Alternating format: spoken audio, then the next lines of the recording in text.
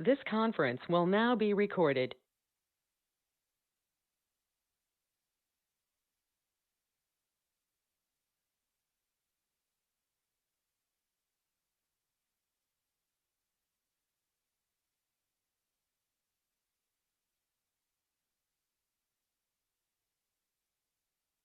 God, indivisible, with liberty and justice for all. We're sharing this date with the birth of Sue. Yeah, so happy birthday, and I guess it's in order many more. Well, many more quality years. Okay. Item 2, instructions on exiting the building in case of emergency and review of technology options. Great. Thank you. So for those in the building, if we need to exit, can go out either door in the back and then to the left or right to exit the building. For those participating in online virtually, thanks for joining us. I will be monitoring the chat if you have technical difficulties or would like to speak, would like to be called on to speak. If you would like to do so, please indicate as such to me and I will have Helen call on you. Alternatively, you can just turn on your camera and turn on your mic. We will not be monitoring the chat for content. Thanks. Okay, thank you. Item 3 is the agenda review. Are there any additions, deletions, or changes in order of agenda items? Okay, seeing none, we'll move on to comments and questions from the public not related to the agenda. Are you here? Yes. So please come up to the mic. Make sure you turn it on so that the green light is bright. Okay, and then please tell us your name and. My name is Rick Dahlstrom. I live on 1505 Dorset Street. I made a bunch of notes over the past week, and last night I decided to write a letter to you instead. Yes. And I just don't want to take too much of your time other than to ask that you've read the letter and are discussing it. And I don't know if it's on your agenda. I didn't check your agenda. But I just want to make known that I felt that the LDR just was a little bit of an overreach as it applies to me as a private property owner. I think the LDR was meant for the developers. Maybe it's a misunderstanding. I just like to get a permit approved basically to build a house on my property. That's all. I don't want to develop my property. I just want to build a house on my property. And Mr. Connor wants me to follow the LDR even though I'm not a developer. And I'm hoping that the city council can override him.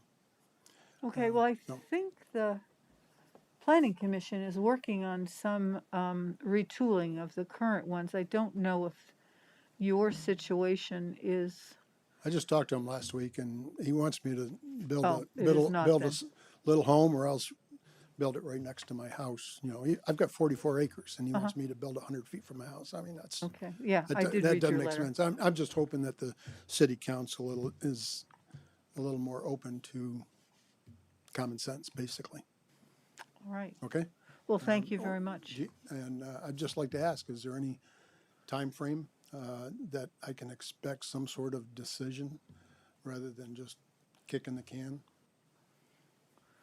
I don't know what the time frame would be, and I appreciate not wanting just to kick the can down the road.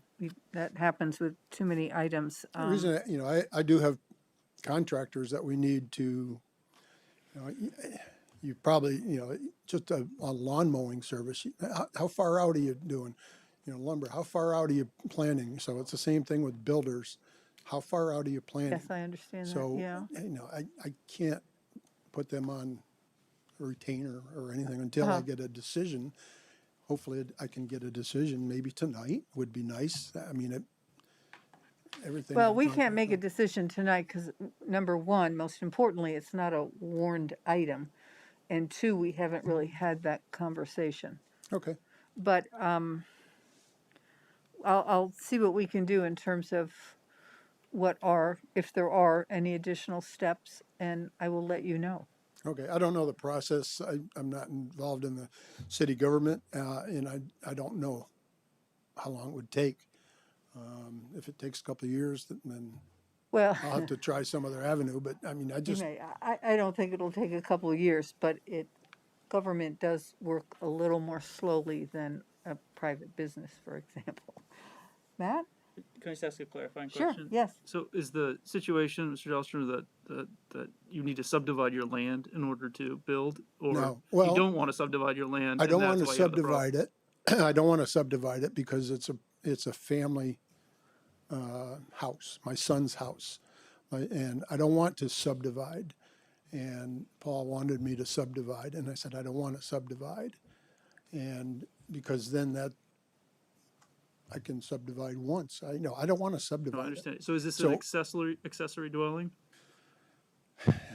Unfortunately, an accessory dwelling limits me to a third of the side of my house, which is less than 1,000 feet. I want a single family home for my son. Which means that, if the LDR applies to me, then that is the limiting factors.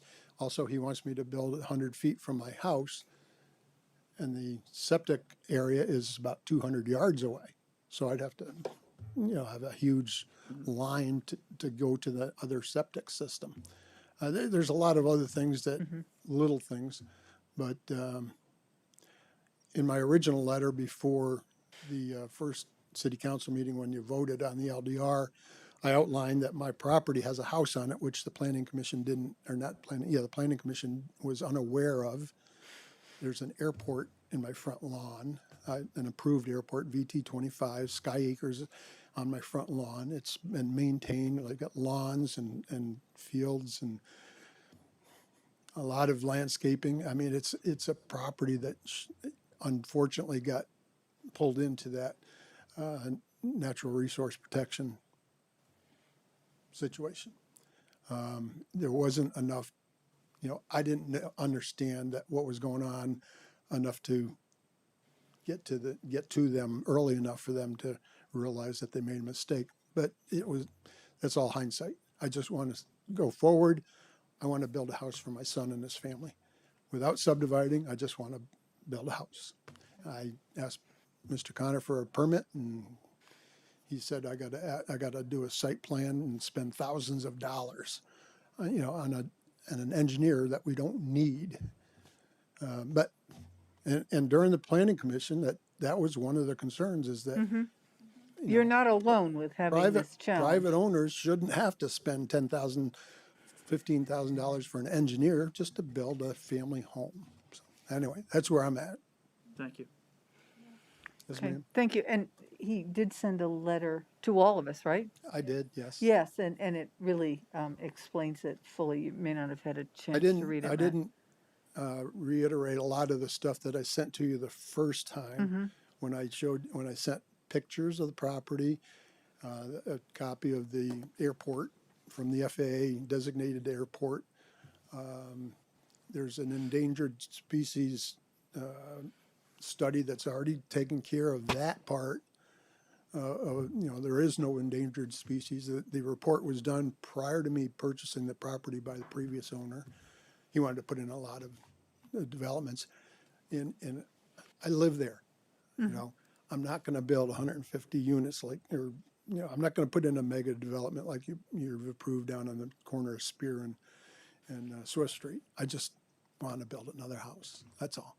I understand that. Okay, I appreciate you coming in, and I'll follow up with you and see. Did you have a question or something? Yeah, and specifically a house, or would an accessory apartment meet your needs? I'm sorry. The extra house. Specifically a house, or would an accessory His apartment? son has No, 3 kids. It's A separate single-family home for okay. yeah. my home's only about 25. When I bought the property, I asked my son if he wanted the house, and he said, "No, it's too small for he's got 3 little kids. He wants a bigger house." Okay.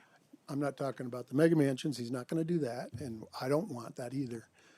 He just wants a normal, 3-4 bedroom house for his new family. Youngest is a year old, and again, I put that in the letter. But no, a separate single family home, Thank you.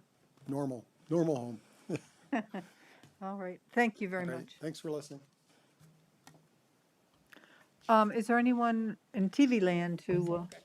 Oh, please, Roseanne. Yes. Hi, I'm in TV land.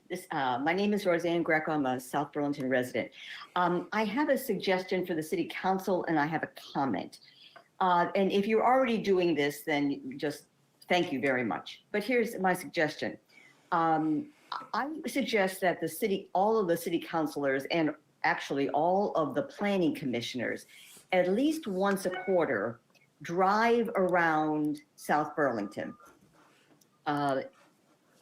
We never did that when I was on the city council, and whether you do it by yourself or in a group, it's probably a great idea to have somebody driving you so you can look around, because there's a lot going on in our city, and if you're not aware of what's happening and what it looks like, it's hard to make decisions on well, in particular land use issues. So if you're already doing that, that's great. I haven't been driving very much in COVID, and I just this weekend, and here's my comment, and I don't know the name of it, but I was driving down Dorset Street, south of the mill, and there's a car place there that looks like a junkyard. Maybe 20 or 30 cars are in front and on the side of a garage. I remember many years ago, whoever owned that, it was a young man, as I recall, went to the planning commission because of restrictions to how many cars he could have there. And he assured the planning commission that this was going to be a very small operation, 3 or 4 cars, and anything more than that would be hidden behind the building.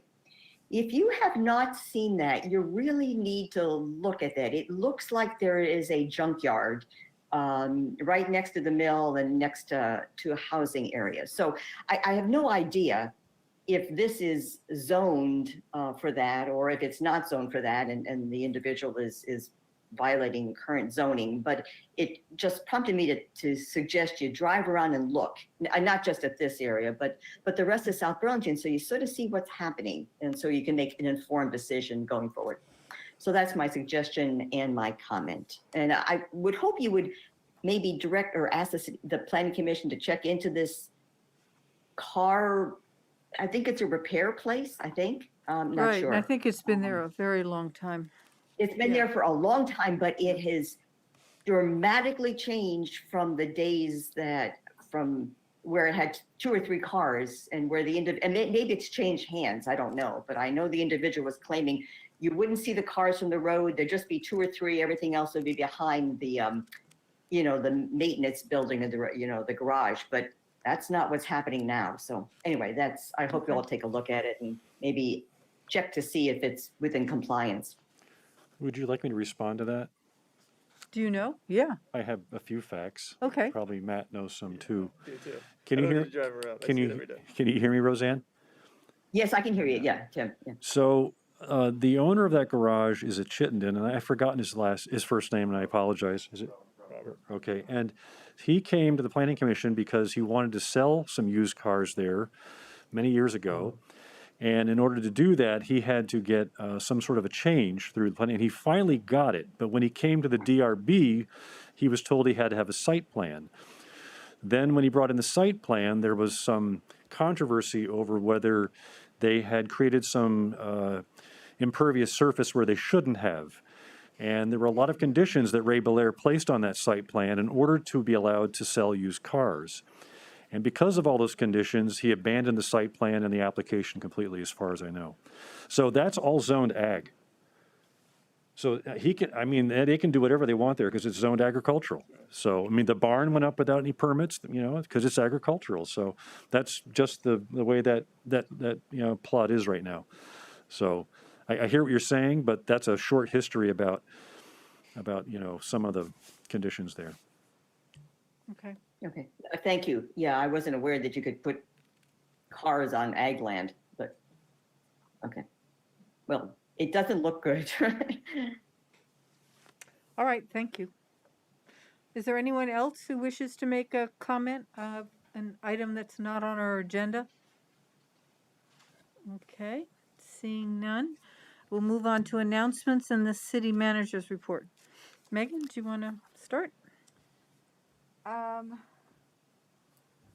I don't know if, other than I attended the planning commission remotely, and it was, I thought, really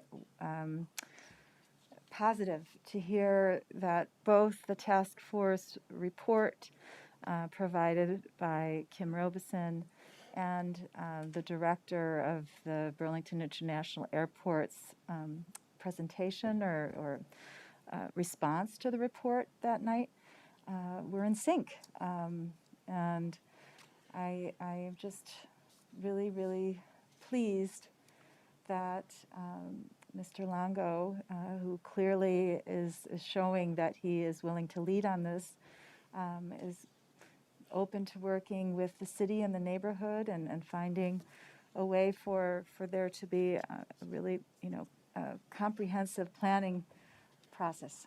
So it's super positive. It's exciting for the neighborhood. I think it's good for the airport as well, having spoken to several members of the general aviation community.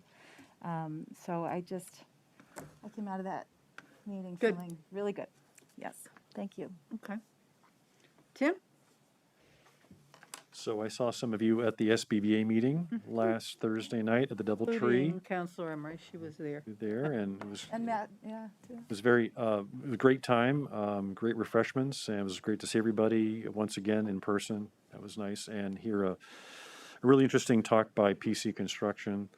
Didn't call it Pizza Galley, called it PC, which is very PC to call it PC. So. You are always busy. Helen, you had an article in the other paper, and that's the early. That was supposed to be. Came out in May, right? Yeah. The first week in May. So yeah. I'll do the last week in May. That's okay. You can do any week. It doesn't matter if But- it's close. They don't okay. care. Well, It doesn't need to be 4 weeks apart. Okay. So either the last week or first week in June. Anyway, Avalon was They reminding chose me to that I wait. had, so I'll do one. And I just want to point out that the first foundation has gone in at Spear Meadows. Market 2022, original application went in 2009 for that development, I believe. Is that correct? Nobody here remembers? Okay. Yeah, I hit the DRB in 2011. It had gone through 4 revisions at that point. And so 2009 to 2022 to get the first foundation at Spear Meadows. It was still going after you left. Oh, yeah, Still yeah, revising yeah, it yeah, after you were yeah. gone. And it yeah. changed hands. It did. right? Eric So Farrell that- started with it, right, and then gave it to Chris So Snyder. that changed it again. So just a little bit of background and just making a point that sometimes things take a little bit of time. Okay, thank you. Yeah. Matt? Yes, I was also at the SBBA meeting, and that's it. Okay. I too was there, although I had to leave early because I had a climate task force meeting that started at 7, so I could only stay for part of the time. But I do want to announce, I had a conversation with Nick Longo. I had called him about the cemetery. And so they purportedly are planning to put up new fencing and this summer. I don't know, we have a meeting this Wednesday, and I don't know whether they're, they've put in the airport has requested from, I guess, the DRB, the plan for redoing their, I don't know, landscaping and stuff around the corner of Airport Drive and Williston Road. I think it's the DRB, maybe it's Yeah, the, it's part of the landscaping master Landscape, plan, okay. and that was one of the first priorities, was to Right. fix that intersection, beautify it. but I'm gonna ask and find out if it includes the cemetery, because it's just a good little question. further down the road. But he assured me they were going to do that. And at the same time, he let me know, 2 things. One of the commissioners, Jeff Munger, died sort of unexpectedly, so we're down, well, after tonight, we'll have 4, because the Winooski will be adding their new member. So we'll at least have a quorum and be able to meet Wednesday, because we haven't been able to meet. And then they have sent out a request, I guess, an RFP, an application for a permanent director. And Nick told me he was applying. And so we'll see what happens with their selection. The commission will not be part of that, I don't believe. Which fence are you talking about that they were gonna replace? On the Eldridge Cemetery, as you're driving, I guess it's north, the first corner, there was an accident. Oh, so the airport's gonna replace that? Yeah. Oh, that's, are they gonna try Well, to? they took some of it down when they did some other repair Oh. and never put it back up. Oh, okay. So, and somebody got money, we believe, for the accident. Oh, the yeah, sure. Driver. We think, I don't know. We're Insurance- going to do it. Yeah. You know, I think there's some interest in being good neighbors and good partners. And I also told them that, you know, it's a state law to have a fence around I'm sorry. Okay. To have a fence around cemetery. So, but although I went by a cemetery in Williston and it did not have a fence. Yeah. Maybe it's an electric fence, I don't know. Are they gonna Just try to keep recreate? dogs out or something. Pardon? Are they gonna try to recreate the black cast iron nature of the original fence? You know, I will get more Okay. detail. He said he would send me the details. They're He'll not get like me the swimming details. pools, you know, with having to have a fence around it, you know. It's not exactly the same, but there's a joke Well, that it goes keeps with the that. I'm not- spirits in, as I understand. So that's why you want the fence around it. I suppose, I heard a lot that there's supposedly a requirement to serve cheddar cheese if you serve apple pie in a restaurant. And if not, then you have to serve milk. Is that right? Really, it's like to support the dairy industry. The so ag it's community. Really yeah. interesting, huh? All these laws that, I Yeah. have to admit, I've never had apple pie in a restaurant to know if they actually, Yeah, I don't think I have either. Huh. yeah. Maybe I'll order it and take them to Yeah. court or something, yeah. But Get they a don't offer. lifetime supply Yeah, of apple exactly. pie. Well, they'll probably have and milk. cheddar cheese. But anyway, so I think that's all I have as an announcement. So I have a couple of announcements for you all tonight. One, happy birthday, Sue, on behalf of the staff as well. Yay. We should sing. I'm not going to sing. Sorry, Sue. If you break out, I'll join.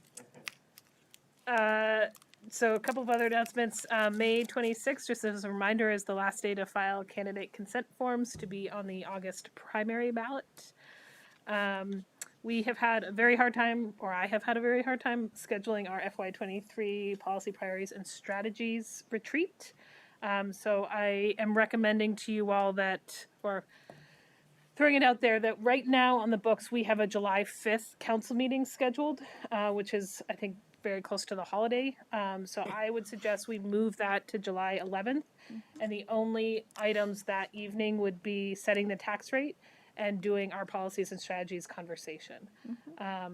So would love to know if folks are available that night. And of course, I'll reach out to Senator or Councilor Chittenden as well. And then we would also invite the council to a planning commission meeting to kick off the comp plan. Do you want an answer to that now? If I mean, you did send that out in a notice earlier in hopes that people would look at their calendar and we could actually nail this down. I am available on the 11th. Oh, I can't go into this. Same. I am as well. I mean, Tim, does that work for you? Would we meet? July Did you already say this, 11th? Jesse? Would we meet the 18th or the 25th then if we met the 11th? So we would likely still keep the 18th meeting because that's a regular meeting and we're going to have other content. So no. So we'd have so back-to-back move the meetings, 5th to the 11th and then keep the 18th. Exactly. Got it. Yeah. I just want you to know I'll have to come off island to attend, but I will. Because we've had a terrible time finding a date. So it is my vacation with all my children and Okay, now I feel grandchildren. guilty. But that's okay. We will, it will be an official council meeting, of course, and we will warn it. We will try and make it a little more of a treaty and have dinner for you and whatnot. And the leadership team will be here. So I mentioned a couple meetings ago that I had applied to be on the superintendent search committee. So I was put on the interview committee, which is complementary to the search committee, I guess. We had our first meeting last week. Dr. Boyer is doing a fantastic job on behalf of the school board facilitating that process. We are interviewing interim superintendents in early June for appointment for a year, and then the full process will be from August to December. So I will try to represent our interests well in that process. Just a reminder to the council that we have put out a wide call for folks interested in participating in boards and committees. The deadline for those applications to be in is May 26th, and then you will interview all of those candidates on June 6th and June 20th. You look quizzical. We're gonna, okay, I was quick, we're gonna do it all in two nights. We're gonna do it all in 2 nights. We're gonna Alright. power through. Got it. There won't be as much on the rest of the Right, we're agenda. trying to keep things off the agenda. But May 26th, if you would like to encourage folks to apply, that is the deadline. We are, as you know, are reaching the end of our appraisal season with the setting of tax assessments as of April 1st. Reappraisal notices will go out on June 3rd, and that kicks off the grievance period if people are interested. The Swift Street will be paved on May 19th. Traffic will be reduced to one lane. Commuters that morning may be impacted. So just wanted to let you know that. And then Kimball Ave near the Williston border, the new culvert will be milled on the 17th and paved on the 19th and 20th of May. That's also when they will be paving the recreation path that's over the culvert. That project will be wrapping up. Thank you to Tom DePietro, who is on the call for coordinating all of that. And then fun events, just a reminder that food trucks at Vet Park kick off this Thursday and will be every Thursday from 5 to 8 through the end of August. The Memorial Day ceremony will be on May 27th at Vet Park at 10. We have a Touch-a-Truck on June 4th at Central School. And just mark your calendars for the Great American Campout on June 25th and 26th. And that's all I have. What time was the Memorial Day ceremony? 10 a.m. 10 a.m. 10 a.m. And what day? Did you say 27th? 27th. It's a Friday. Yeah, okay. It usually is a Friday, right? Right. Thank you. Okay. Consent agenda, item 6. We have disbursements. We have minutes from April 18th and May 2nd. We've received the April financials, and there was a request to approve the application for a Department of Libraries grant to increase the inclusion and diversity of our collections. So I'll move that we approve the consent agenda. Second? It's been moved and seconded. Is there any discussion? All in favor? Signify by saying aye. Aye. So it passes 4. Tom isn't with us yet, right? No. 4-0. I forgot to mention to the people at home, Tom Chittenden will be joining us, we hope, later by phone. He's en route somewhere. Okay, moving on to item 7, opportunity for counselors and the public to share information and resources on climate change. Before, if there's anyone in the public who would like to make a comment, they can. I just want to say that Roseanne Greco did speak at a class at UVM at the very end of the semester. And I think she sent us all a note about, or at least she sent me a note,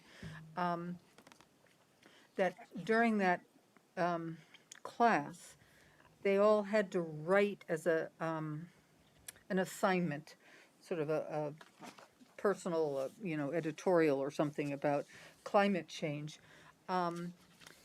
And she suggested that they send them to the task force and the city council. And quite a number have come in. We can have, they're all put together in one file, I guess, for the climate task force, but we could certainly share that. I think most of you have gotten them by mail.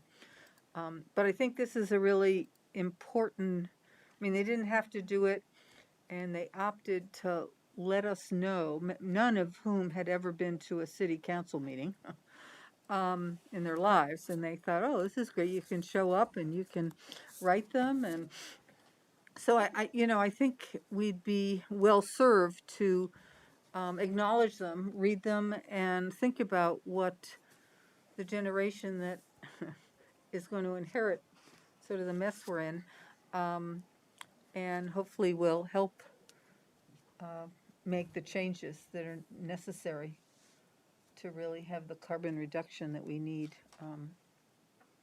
in order to have a livable planet. So I just want to acknowledge that, and they're not real long, but they're pretty well written and kind of a lot of different opinions. So I would encourage you to read them, and if you care to respond back, let them know that, saying things at a city council, raising issues, lots of times gets answers or makes a difference in our thinking. Any other comments about climate change? Megan? Yep. This is obviously a topic of conversation not only here in our country, but in many countries. And I also stay in touch with the conversations going on in Europe and listen to a philosopher who very much speaking like a Sunni, Syracuse University maybe, professor who's of indigenous descent, speak about the need not only to think about climate, but also to think about life, that we need to respect, plants and animals. And the woman this is on Sunday mornings on Being with Krista Tippett, and I have her, it's Professor Wells, I believe is her last name.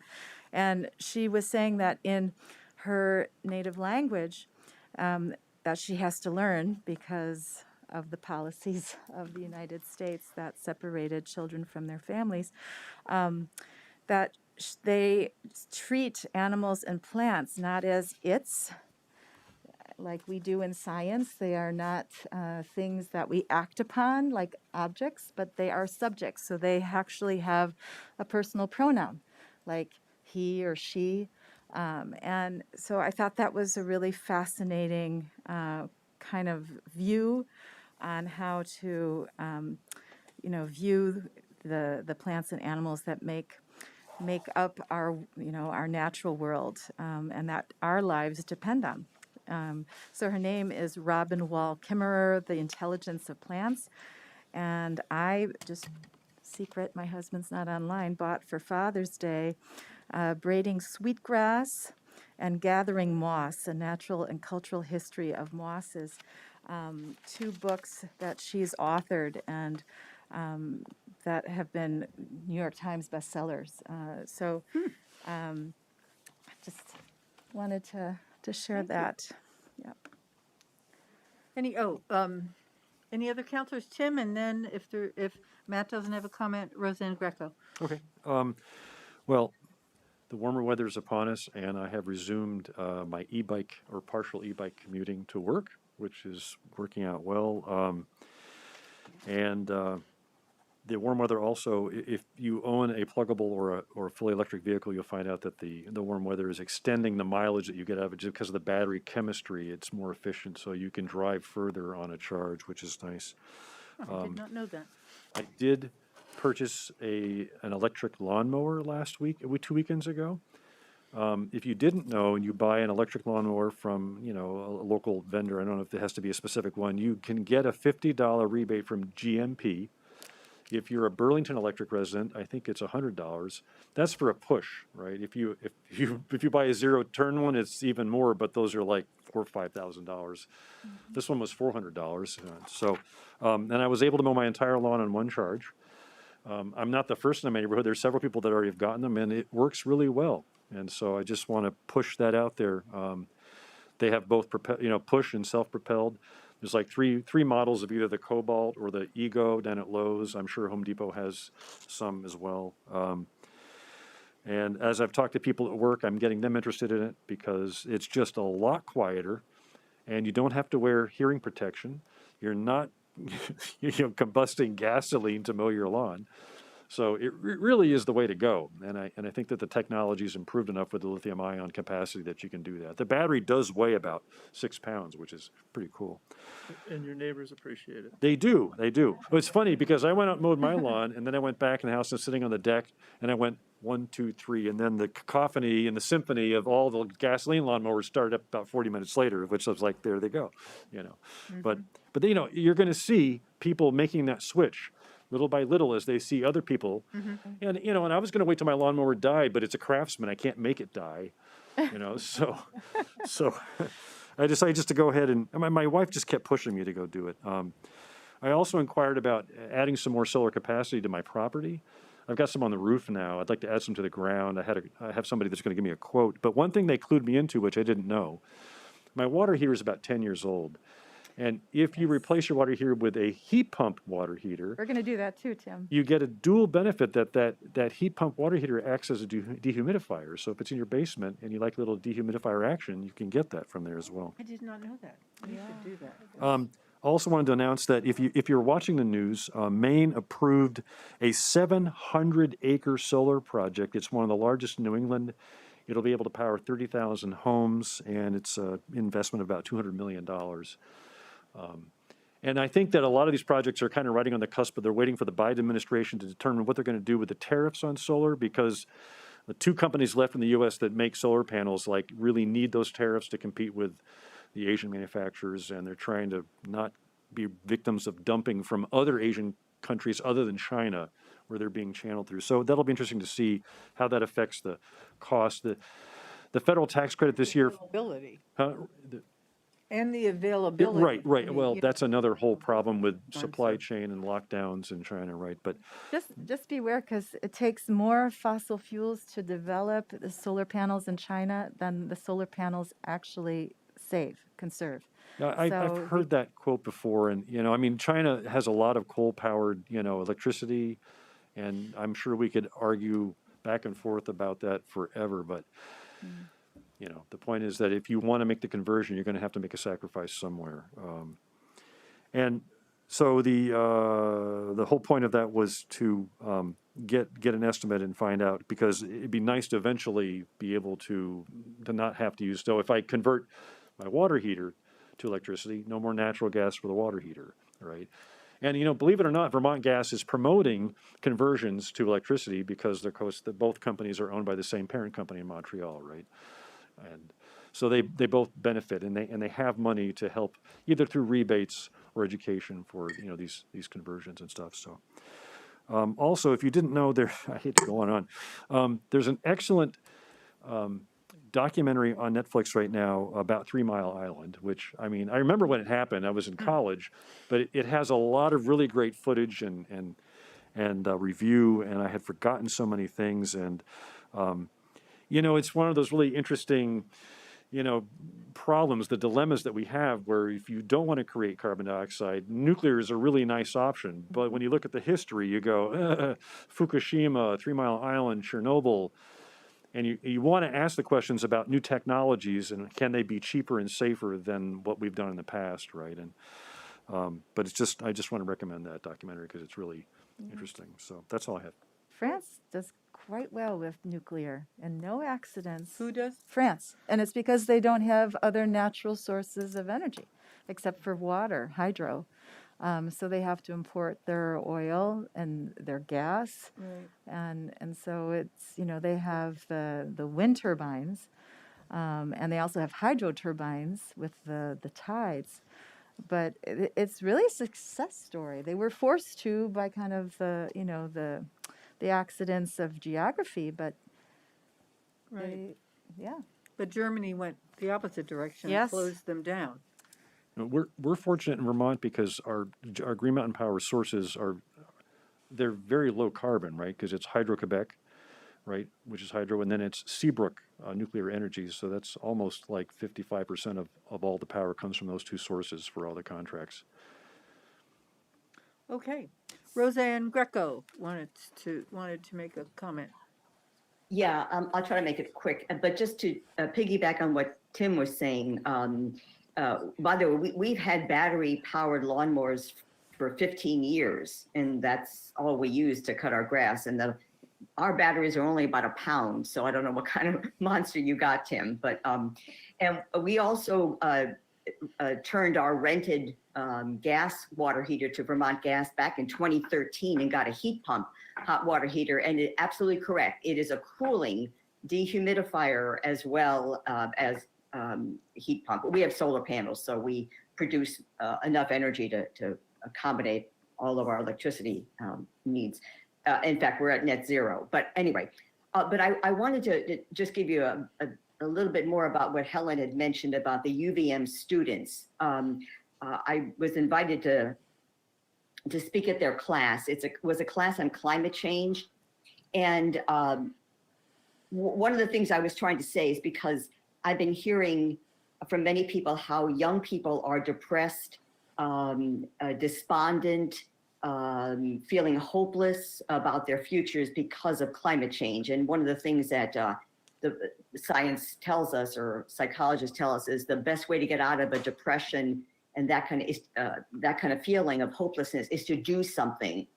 So I was encouraging them to do something, and they had been given an assignment by their professor to write an op-ed that they could submit to a paper either in their local area or here.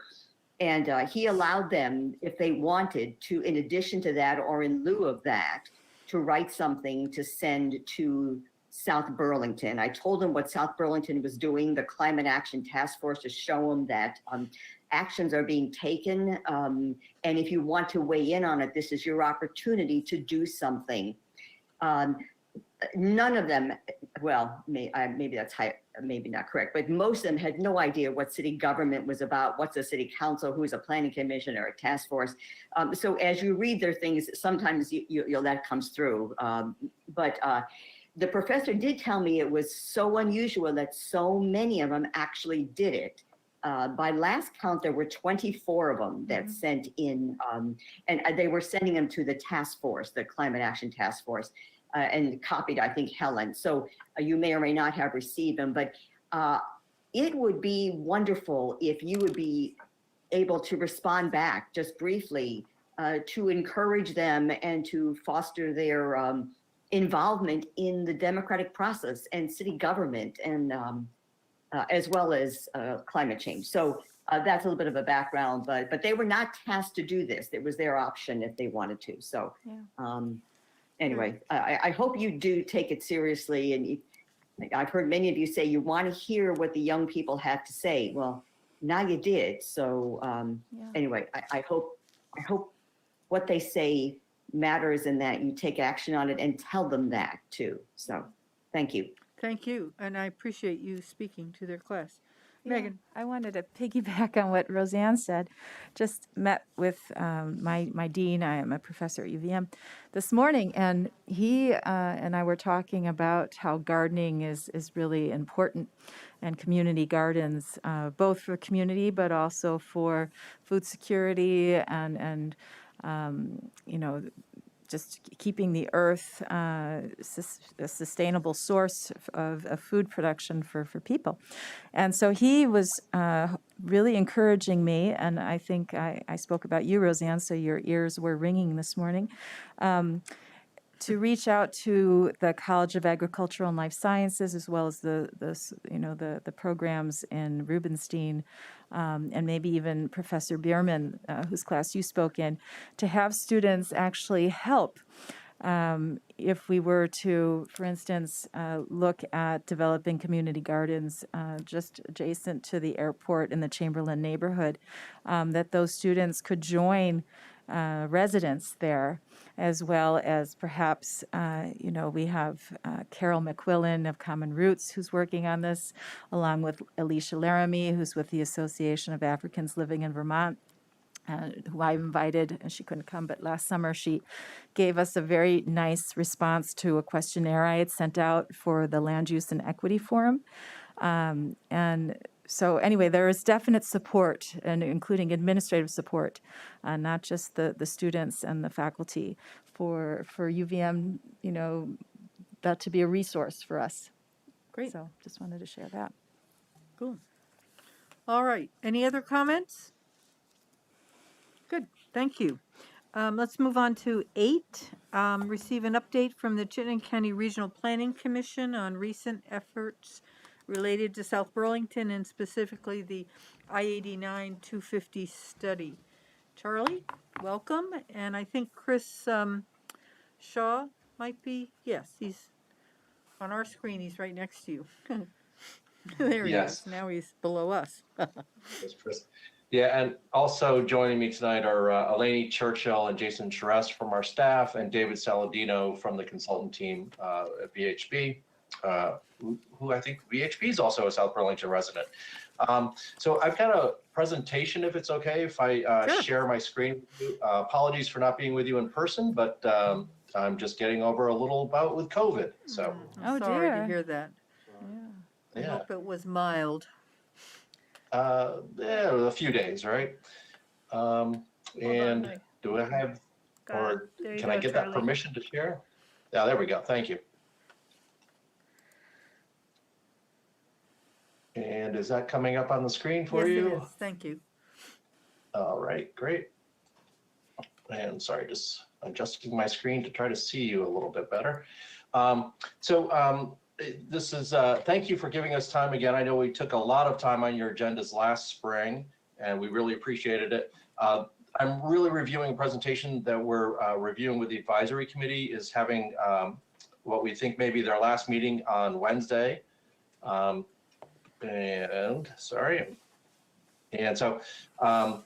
really we're looking at kind of these quarter bundles, and an implementation plan is really kind of the last stages of this study and effort, finishing up with a report over the summer. And I'm going to give you just a quick overview. Some of this is repetitive and stuff that you've seen. You may not remember it, but you saw some of this a year ago or so ago, or 2 years ago. Just one statement at the outset here is that we know there's a lot of uncertainty at this point in time right now. Speaking of the pandemic is one little thing, but just technology, demographics, other dynamics, who knows what will happen with the economy and other things. And so one of the themes that you'll hear mentioned is just the need that things aren't certain in the future. And so we're not pretending that they are as we looked out to the year 2050 here, and we're going to keep monitoring things.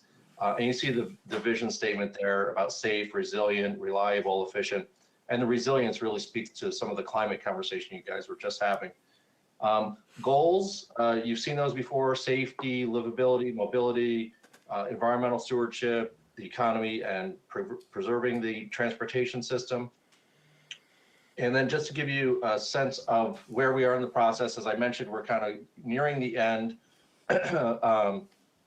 And I just to remind folks that may have not participated in this process with us, we started off with the vision and goals. We did kind of take a pretty long tangent and just focusing on interchanges, and we really do appreciate all the time that South Burlington gave us to talk about 14, exit 13, and potentially exit 12B. We spent a good amount of time a year ago talking about that. And then since then, we've been trying to, we did a deeper dive into transportation demand management strategies, in large part to address the climate challenge that you were just discussing. And now it's all kind of coming together in this implementation plan. And again, we're hoping to wrap up the reporting of all this over the summer.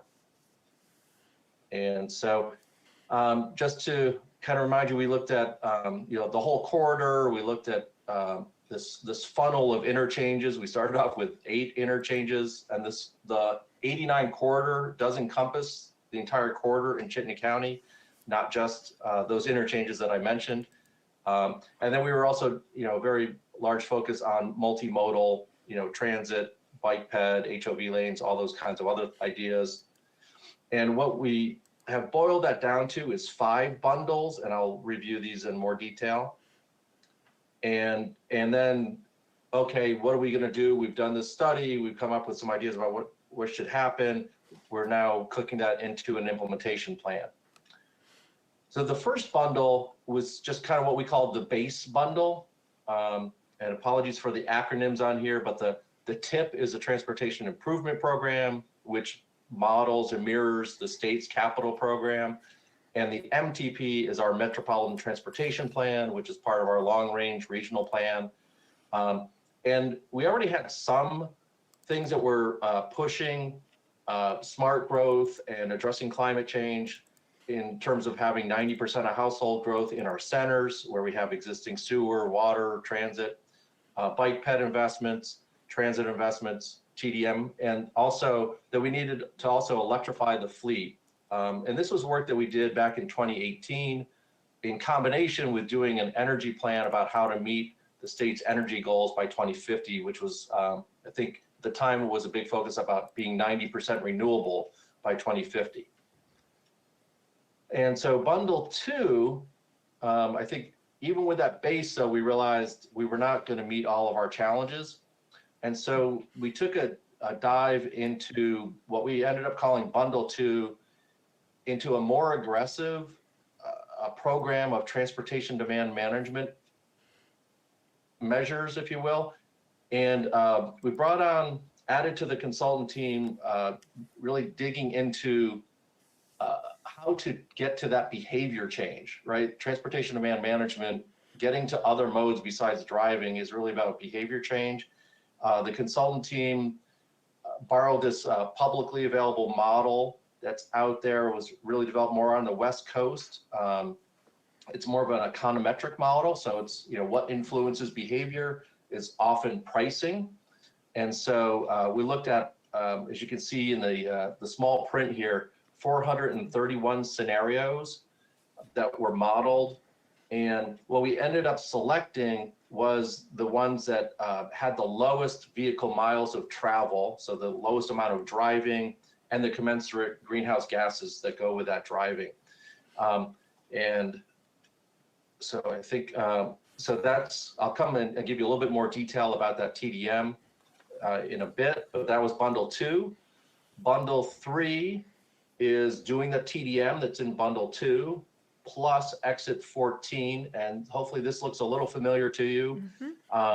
We've been kind of working on, tweaking this a little bit. And probably need to dig into it a little bed more, but it does look like this exit 14 kind of pulling in the cloverleaf to a diverging diamond and getting better bike ped connectivity through the interchange, pulling traffic lights closer to the main line of 89, actually make things flow a little better through there. And I'll come back to that. Bundle 4 is everything I just talked about, the TDM, exit 14, plus 12B. And bundle 5, of course, is everything I just talked about, but not 12B, 13 instead of 12B. And of course, as you can guess, that's really, and where we left our conversation with you last spring was 14 and 12B still need to get looked at. I'm sorry, 13 and 12B, if I misspoke there, sorry. Still need to get examined in more detail in an EIS process. To give you a little sense of results from some of these bundles, this is the base bundle here on the left, and this is really what kind of caused us to dig into this further. We get very close to capacity out in the long-term future if trends continue. That's what this red segment here between 14 and 15 on the main line. Now turning the page, if we look at bundle 2 and those TDM investments, we get to a much more manageable level of volume to capacity ratios, more closer to what we have today. And sorry, just picking up some of these little details here. Here's what bundle 3, well, just the exit 14 without the TDM doesn't do much. With the TDM, we get some significant reductions in congestion and traffic on a bunch of segments. And again, that's really the impact of the TDM package. And Charlie, that's putting incentives in place to do alternative modes of transportation. That's what the TDM, okay. Yeah, and incentives in the broadest sense of the word. So it might be, putting in a bike path, right? If that's an incentive, but making it easier for people to choose other modes of travel. And then some just observations about what come out of that. or out of our analysis, and this is kind of stepping back, big picture, doing nothing. So if we just kind of keep on our trend line and don't take more aggressive actions to bend the curve, we're going to have a 28% increase in VMT over the next 30 years, which is almost 1% a year. And this is a county-wide number, going from 4.2 million miles of vehicle travel a day, what we have today, to 5.4 million miles of travel per day.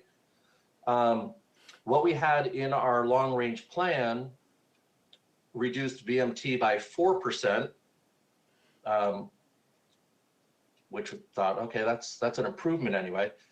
But with this really aggressive bundle 2, reduces VMT by another 20%, and that is huge. And I think we've been looking at what's been coming out of the Climate Council and some of the work that's been going on statewide. We think we only really need to get to about a 10% VMT reduction to meet our climate goals. So this is an even more aggressive scenario, if you will. And I don't want anybody to walk out of this thinking that we will get to a 20% reduction.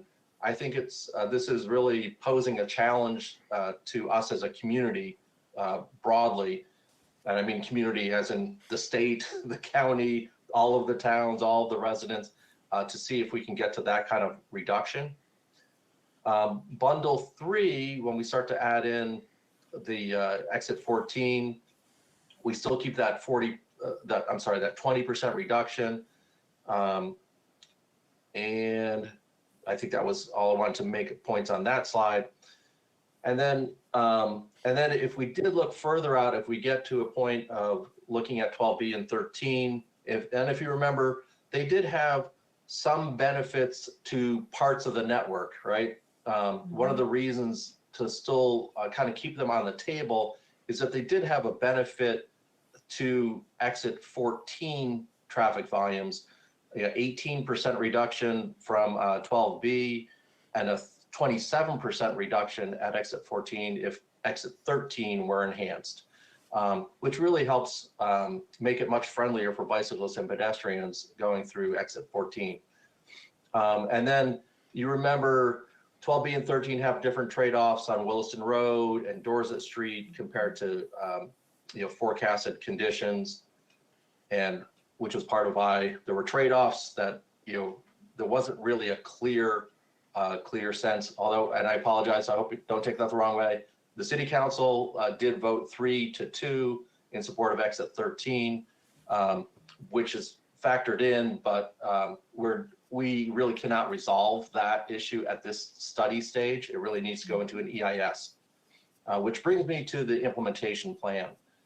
And I think this is really, excuse me, a framework for implementing the recommendations. We've divided them up into 3 timeframes: short, medium, and long. And also for some of the bigger things, have some metrics or triggers and cost estimates, who's leading each effort, and next steps. So here's an example of relocating the northbound off-ramp.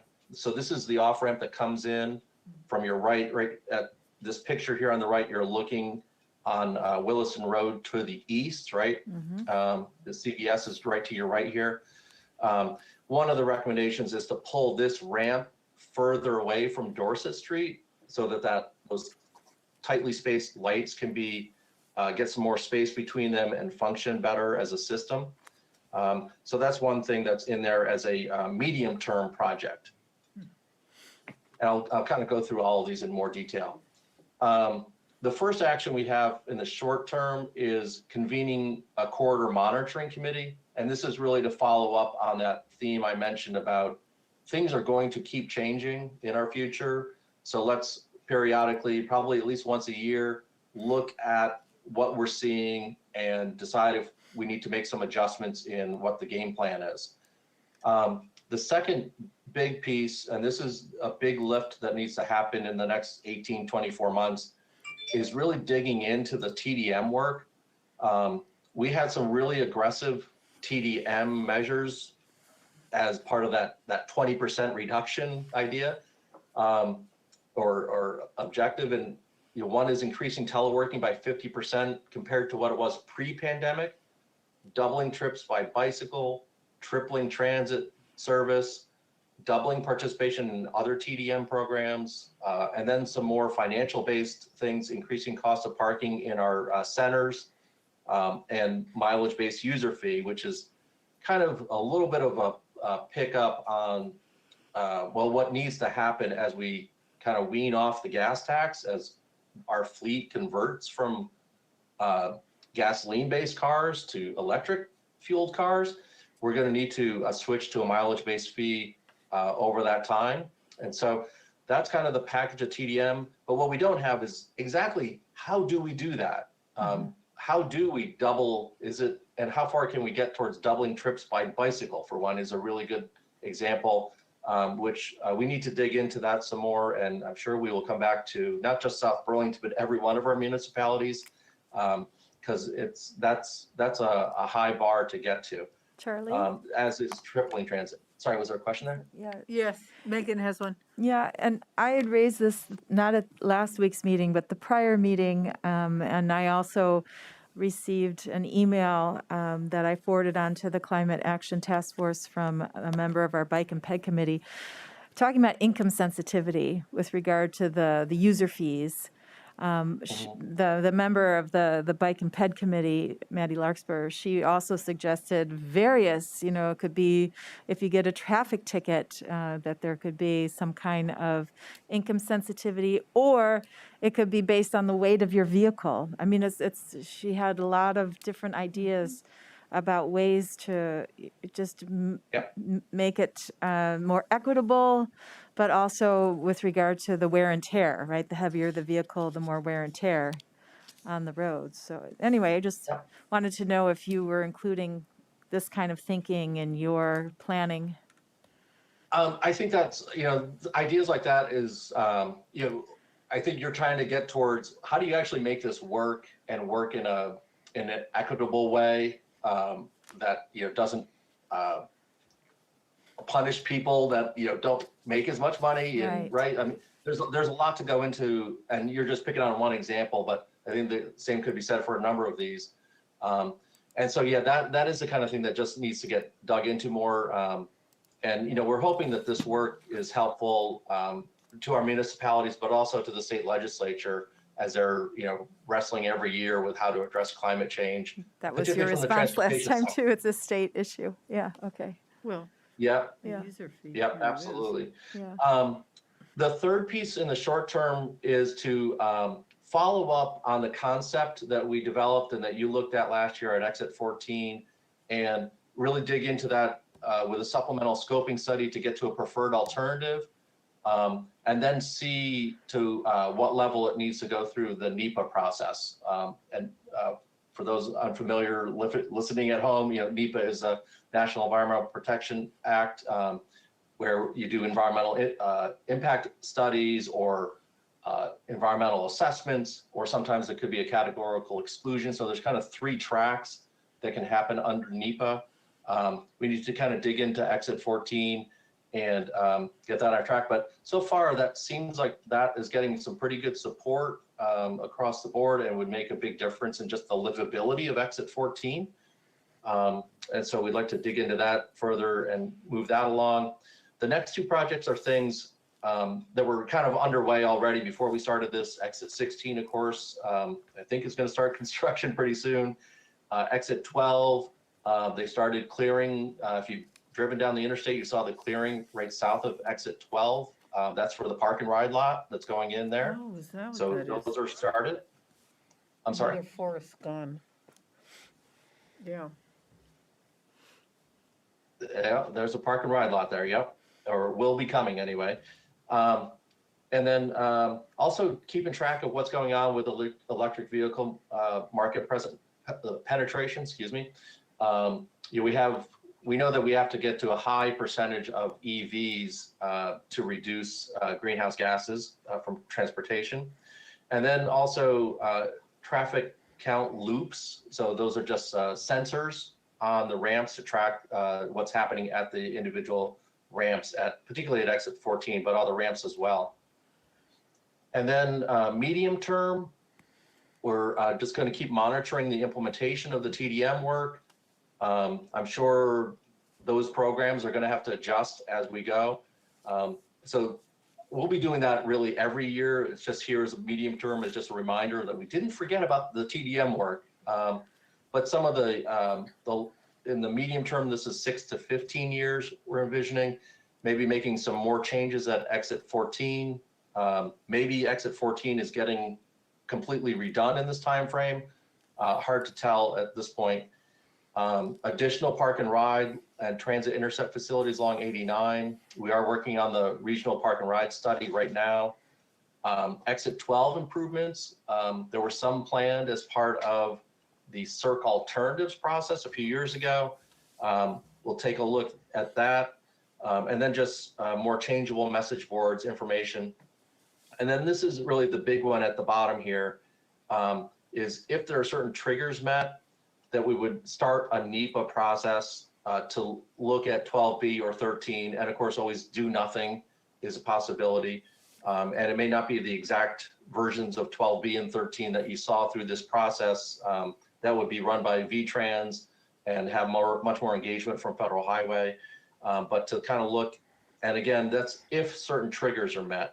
And I'm trying to remember, oh, here are the triggers, thanks. I was going to look at Dave Saladino and say, okay, wait, where are the triggers? Charlie, can I just ask, the changeable message boards, are those the yeah. kinds of things that says it's 15 minutes to the airport?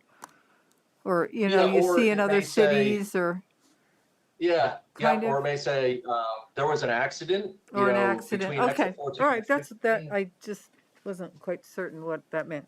Thank you. Yep. So the kinds of triggers we were thinking before we would start this this interchange EIS in South Burlington was number one, making sure the TDM work was moving forward. Number two, making sure exit 14 was moving forward. And then what we've come up with so far, and this is all still can be flexible as we move forward here, but was as a kind of a surrogate for what's happening at exit 14 and the impacts on Williston Road and Dorset is that intersection in particular getting really near capacity for 2 or more hours a day. And it's kind of at that level now, maybe for like 1 hour a day or less, but does the congestion that's happening there spread over time and at a high level, and is the crash rate get really significant?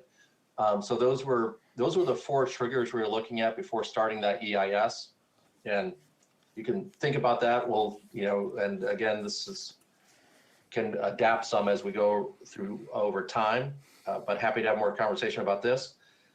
And then moving forward into the long term, and this is more corridor wide across other interchanges in Chittenden County, particularly 11 and 13. There are some ramps that are probably not ideally designed in terms of their safety. And so as there are opportunities come up where like a bridge needs to be replaced or other preservation investments are made, this is some ideas for VTrans to consider as a look at improving the system there. And then the final thing that is left on the table here is that we may eventually get to a point, and there's so many ifs lined up here that I'm even hesitant to talk about this stuff at this point. We actually had some debate about whether to even leave it in here, because I personally, professionally, don't see us getting to this kind of place. But we did leave it here just as kind of the worst case scenario.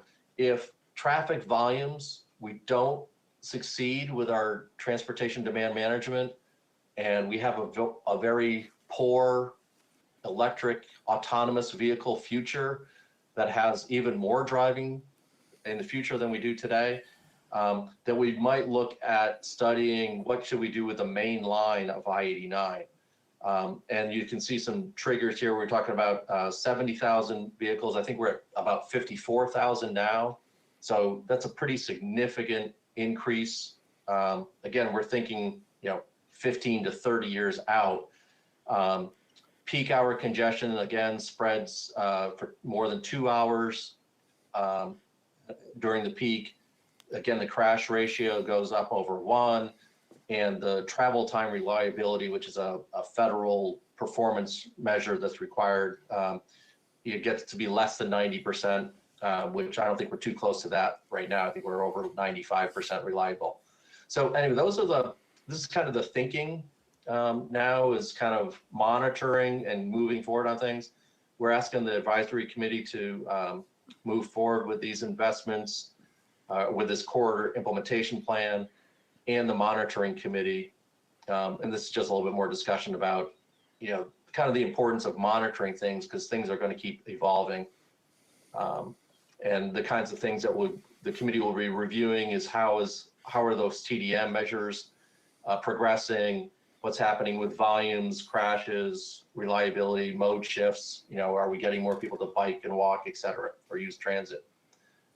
And then we're asking them to approve the formation of that committee also.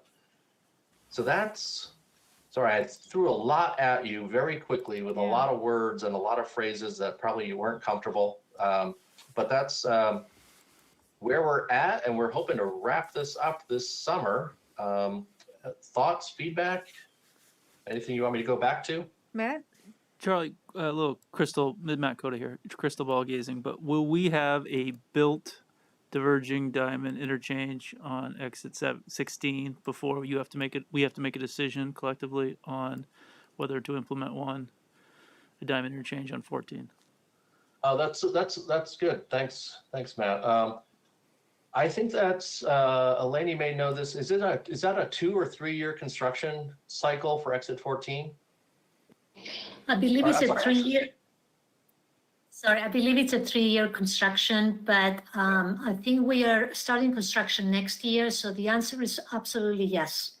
We are going to have an exit 16 DDI diverging diamond before we actually move forward with the exit 14, because we still have to do scoping and go through permitting and design for that. So Colchester, KR getting bigger. There's no way exit 14 would get built before you got to test drive exit 16. Okay, thank you. Okay. So unrestricted hours at Costco gas pumps in 3 years? Is that right? Well, I'm pleased that you've really included in this implementation plan, this kind of constant monitoring, because I think it's really hard for us to have any firm assumptions and make decisions based on them, especially, even 5 or 10 years out. And then you have all the climate change, both from the state and potentially the various communities that may or may not impact all of this. So Absolutely. I think that was really smart to not sort of do the plan and this is what we're going to do and sort of walk away from it, but to sort of continually test the theses and see if we're really making the right choices, because this is, hundreds of millions of dollars. And then, of course, the impact on our climate. So there's a lot in this.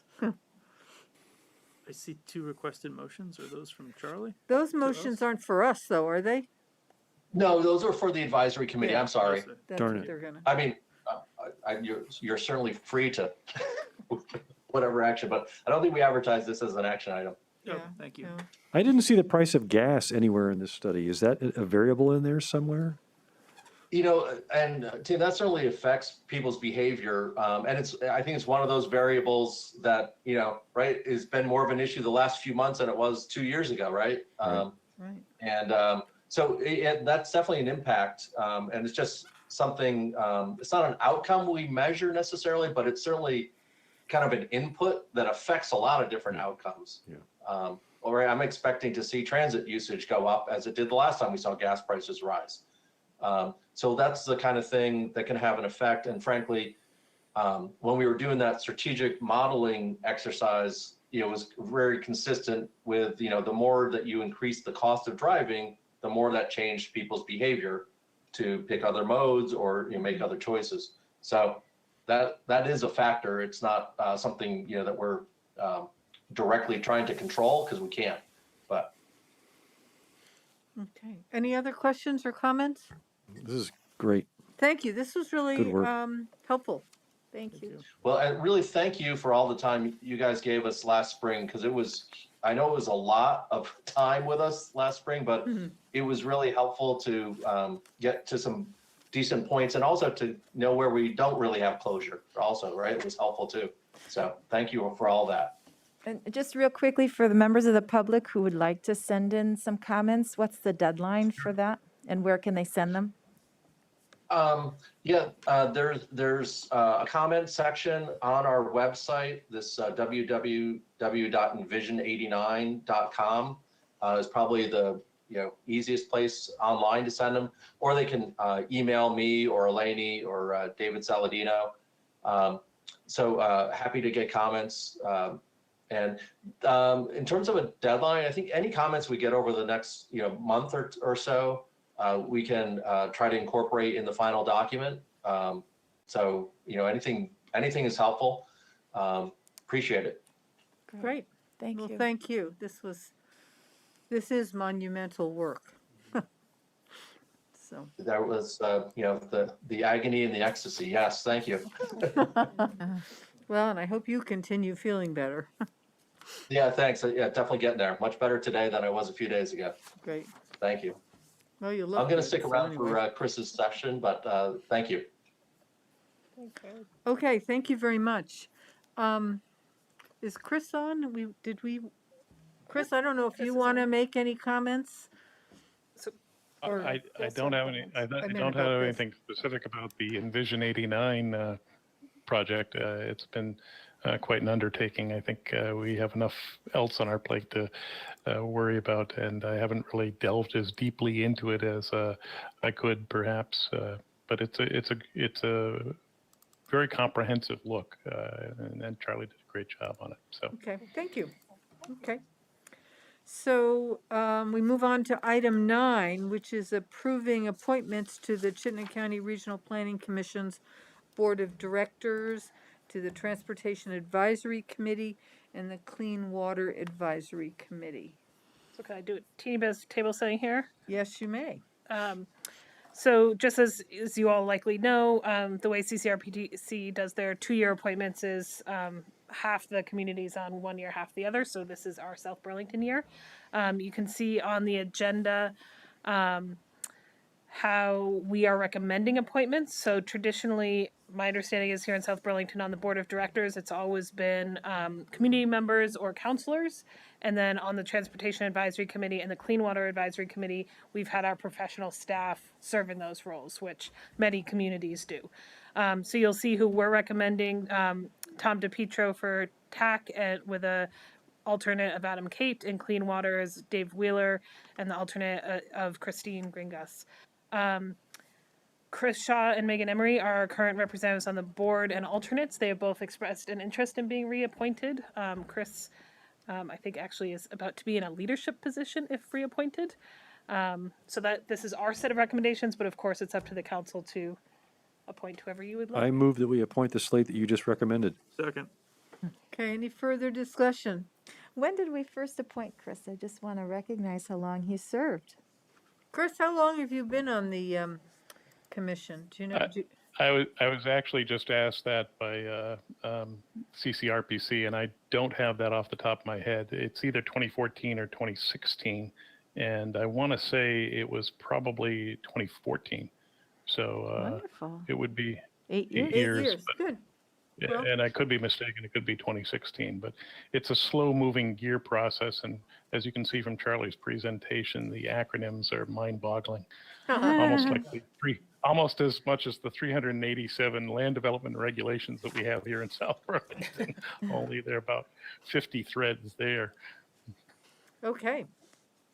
Well, thank you for agreeing to continue your service. And, I think we talked a number of years ago how important it was, in our opinion, for South Burlington to eventually get to a leadership position, and as, a large community, and clearly involved in and affecting a lot of the regional planning projects, I guess. It's nice to see you moving up the ladder and being willing to continue that. Well, Charlie and our chair have tolerated me as the vice chair for the last 2 years, and I hope to get voted in as the vice chair next month. And then hopefully when our chair from Jericho, Catherine McMains, decides she's had enough, perhaps I can be the suitor in waiting there, but we'll see. Well, good. Well, even vice chair. And our work is definitely made up of the committees, as is the council's work here in South Burlington is made up of Planning Commission, Development Review Board, and all the many committees that we need volunteers for and people who can put in that service. The TAC is vitally important. Paul Connor puts in work that all bubbles up to where we are.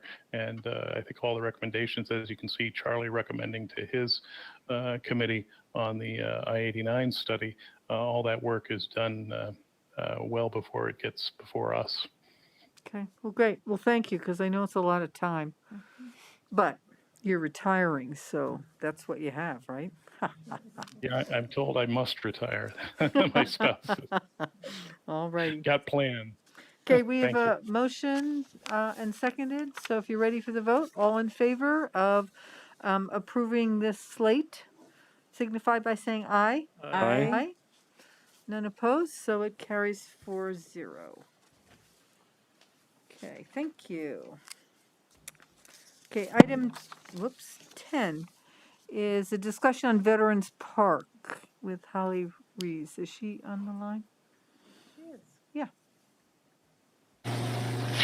Well, welcome, Holly. Hello. Hello, Hi. hello. So, do you... Sure, I can table set this. So you all received some comments from community members about Veterans Park recently. So Holly and Adam Kate put together an initial memo that we paused at the last council meeting. And then Holly provided an updated document as well for this conversation. So really we wanted to make sure that that information that Holly and Adam put out into the community was received, and the council had an opportunity to ask any questions, but really commend Holly for the quick work she did to get that information out as quickly as possible. So she is here to present or answer any questions you have. Would you, I mean, it's a lot of material, but do you want to present some highlights, or what does the council want? Just ask questions? No, sure. I'm happy to just do a quick review for anybody in the audience as well. So some concerns bubbled up several weeks ago from some participants, specifically for South Burlington Little League, that there was a lot of hard compaction in the soils at the ball fields at Veterans Memorial Park, and having a year last year with a broken irrigation system was really compromising the fields further. And so really just concerned of, making sure that we're taking the proper steps and where do we go from here. So I have met several times with a couple different folks from baseball, and they have generously donated their time, now that we have irrigation, to work on some of the mounds and improve those. We do have a full plan for replacement rehab of the baseball mounds at the end of the season. So we didn't want to compromise the season by doing it now, but we've gotten them some supplies so they can kind of fortify the pitching mounds, which makes it safer for the pitchers for sure. And with the irrigation system now fully functioning, that means that the fields are getting saturated as they need to be and are as soft as they can be. It is still, hard soils there, so we're not going to change that, but there are things that we can do to improve it. So we have gotten quotes from professional landscapers that do this fine work, and so you'll see some of those in upcoming CIP presentations, but for now I think the takeaway is that we're in concert with the Little League group and meeting with them regularly, and you know, a great group of people to work with, really, really passionate and really trying to impress upon their next generation the importance of pride and taking care of your space. And so there's always looking for ways to include the kids in, you know, in preparations and in closing the fields after games as well. So I think we're in a good space. I feel like baseball feels like we're in a good space. Sometimes these kind of things happen when we go from, you know, 30-degree weather, and then the next week is 70-degree weather. So some of the issues with water, now that the system is metered and on, you know, we have to wait for the ground to thaw. And sometimes that happens in April, and sometimes that doesn't happen in May. So when you get a stretch of weather in April that's 70 degrees, but still 30 at night, you know, there's this confusion of, we want to be able to play, we want to be able to get on the fields, we're still waiting for the fields to green and to grow. So there's always some initial frustration with all user groups when there's a sunny day and everyone's ready to play and the fields just aren't there yet. But we've now crossed that threshold, and I think are in a good place. But I'm happy to answer any questions anybody might have about communications or where the fields are, or, you know, next steps with other enhancements. Okay. Matt, did you have a question? Yeah, I have two water-related questions here. First, drainage. Is this just for the baseball fields or for the soccer fields as well, or all the playing fields? The drainage quote you're waiting for. Yep. So the irrigation is on all 3 baseball fields and then 2 of the soccer fields. And in terms of drainage, so that's kind of a bigger project, but something that we're diving into. So working with Tom DePietro, we have highlighted the areas on the ball field. So any playing area, not necessarily open space area, but any playing area that has, you know, limited drainage that's compromising safe play or compromising the fields from being open. And taking a look at that, I think we're going to end up getting numbers back, you know, definitely before the fall to plan and budget. I anticipate that will probably be a pretty big ticket number, but I don't know. But we are going to have that looked at and get some numbers, so we at least have that answer. Yeah, my thought was that it was going to be a big ticket number, and whether we need to prioritize which fields should receive drainage work first if money can't stretch far enough. And my other question was, I know it's not veterans, but across the way, how are we doing in the wetland area on the dog park and permitting the dog park? Yeah, so we got some preliminary reports back. Tom DePietro is working with Tina from the state around, you know, some permitting questions.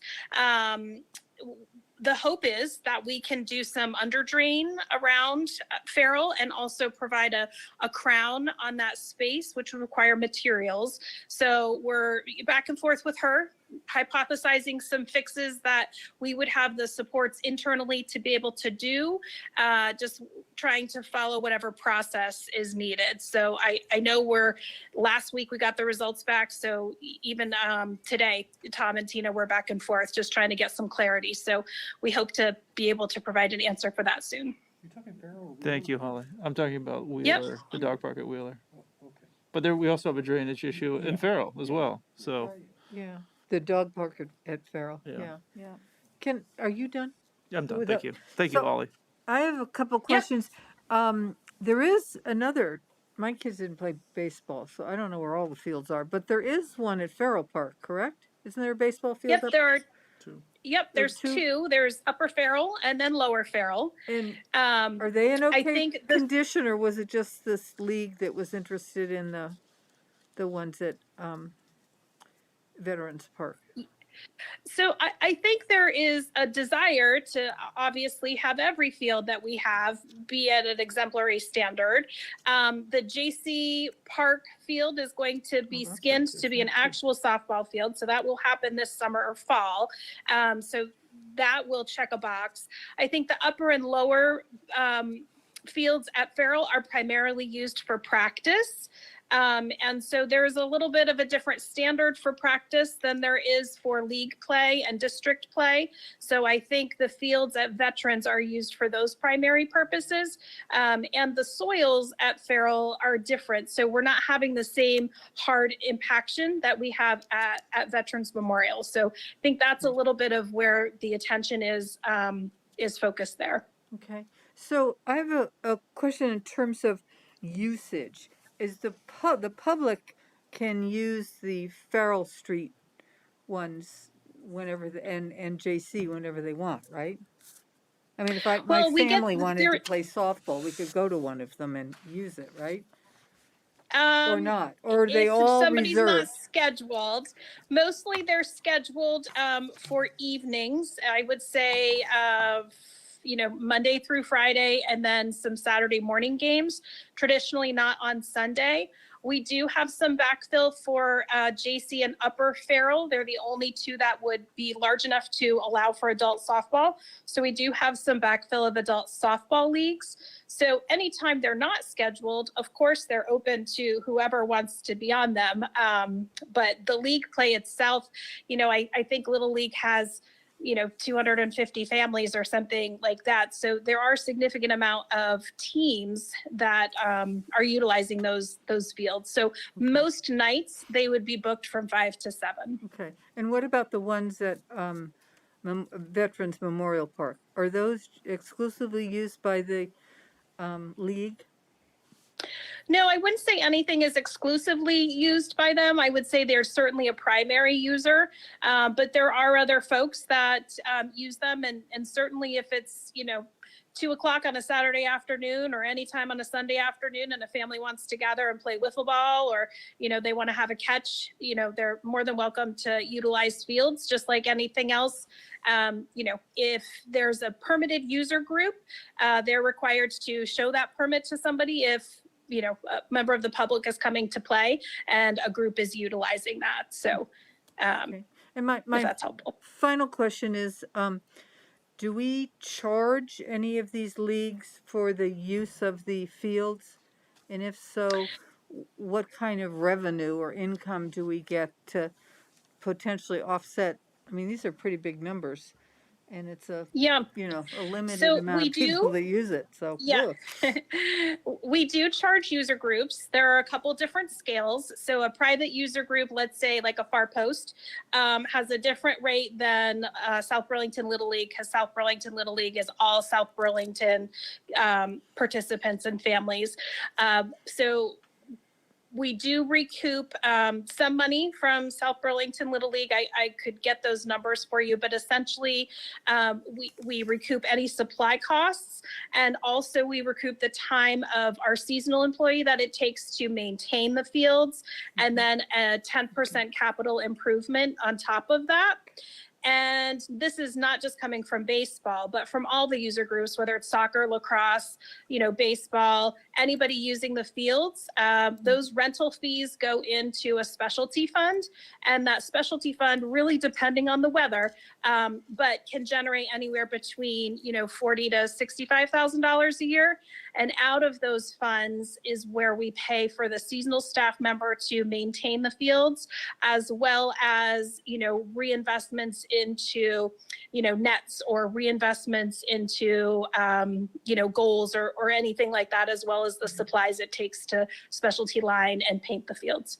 Okay. Well, when we get to, the CIP for the next year, I would kind of like those numbers just to give us a sense of, what kind of income comes in and user fees, as well as understanding, how many people use the fields, because these are big numbers, and they are, important facilities for us, but we have to prioritize and balance everything. And I was happy to see that you included in this really having a parks plan, like all the parks, because I think that's really important for us as a council to make decisions about spending, $380,000 on this versus, some other park demand. So it'd be good to have a real good plan. So I appreciate that.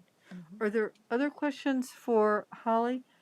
Tom came on to answer a question about the dog park. So, Tom, you want to bring us up to date with that, please? Yeah, hi, can everybody hear me okay? You're a little low to my ears, but Well, hopefully you can hear me. I'll try to turn that's this better. up a little. Okay. Okay, great. I just wanted to clarify, Councilor Coda had asked a question about wetlands, and we were talking about the feral dog park, which is in a Class 2 wetland buffer. So any work in that dog park would require a state permit. And as part of that, you have to look at alternatives. So what I've been going back and forth with very recently with state wetland staff was other options other than drainage, and installation of underground drainage, because she had some concerns with that related to having that in a dog park. So it's all very recent. We haven't determined anything yet, other than we have to get a state permit for any work kind of to improve drainage in the feral dog park. Okay. So, but not on Wheeler though. On Wheeler, you don't need any state permits. Wheeler, I believe we're all set. We've got fence ordered. I don't have an update on that one. Holly might. Yeah, I don't know exactly when that's coming in, but soon. I just know it's been ordered from Middlebury Fence, but I don't have an ETA. Okay. So we might can have a follow up. dog park there this summer? Fingers crossed? We're gonna say No definitely promises, this late. but- Let's say late summer. Late summer. Late summer. Okay. Are Well, there going to you know. be play structures, Holly? Like In climbing the structures? Wheeler Dog Park. Yes. I think the only play structures that are being envisioned right this moment are natural play structures. So there have been, there was a tree that came down and the Perfect. request was to leave a stump and then larger logs for play area structures. Perfect. But I think in phase 2, there will be some potential, sponsorships and fundraising for other elements. Okay, Well, we great. like the logs. The logs are good. That sounds good. Any other comments or questions? Yes. So just to your, thank you both, Holly and Tom, for being here. Really appreciate it. Just to your budgeting question, and it's really helpful to understand the data points you might want to see during that conversation. Just want to remind the council that right now in the CIP, if we think about getting the CIP, Andrew and I and the team are working on this to kind of a steady state plan where we're investing the same amount or increase amount in each of our different types of infrastructure each year to make sure we're doing the correct preventive maintenance. Right now for Parks and Recreation, we have $100,000 a year in there. So that's the tax capacity we currently have in the CIP. For all the parks. Right.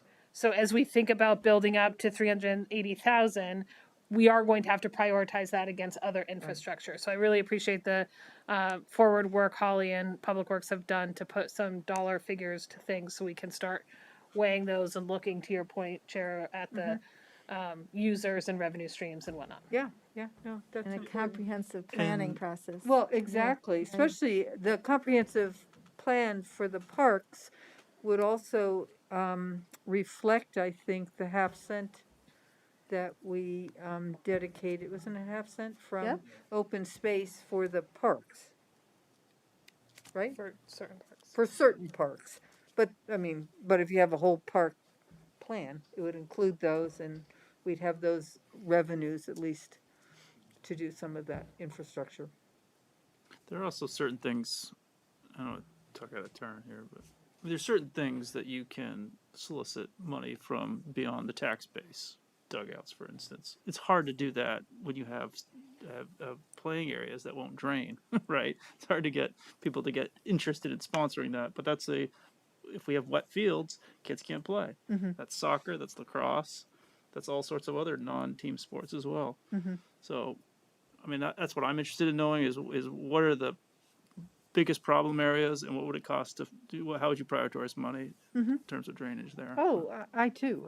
I just, yeah, and I think, sponsorship of some of the little dugouts maybe. There's a whole slew of ways we can find, or someone, the proverbial we, I guess that's you, Holly, to find funding from private sources that would enhance the parks and recreation fields for the city. So, thank you very much, and thank you, Tom, for coming on. Appreciate all your work. Good night. Okay, good night. He looks like he's still at work, right? He does, doesn't he? Yeah. Okay, item 11 is review and approve the final survey for public outreach on the use of the ARPA funds. I move that we approve the survey. So just to do some Oh, Andrew's, yeah, Andrew. sorry. Just to do some table setting, as Jesse likes to say on this. So just a reminder, this is the next phase in our community outreach efforts for council's final determination. I think we're slated for September to sort of talk next steps in terms of what we're going to use these funds for, based on the feedback we receive. We have received $5.6 million in federal economic relief. Council's already allocated $2.6 million of it, so the remainder is $3 million. So I circulated the survey in the packet. There are sort of several kind of broad questions.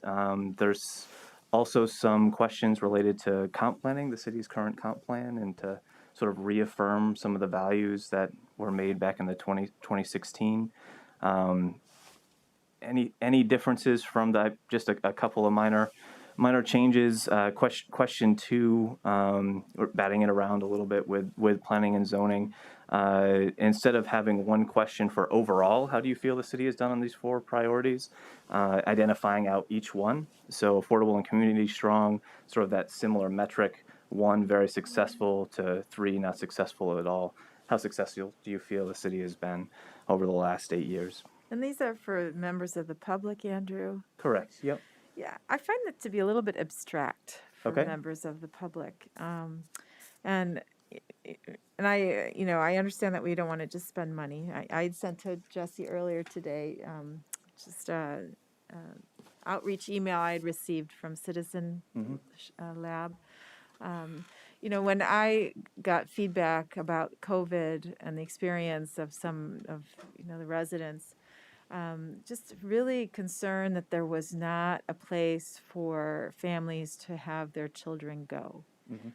That there were families really stretched thin, and that our recreation and parks programming wasn't able to provide a safe place for children. And I just don't know where in those 4 big goals, except for community strong, but even then, and affordable, but even then, that seems abstract to me. And so, and I'm not,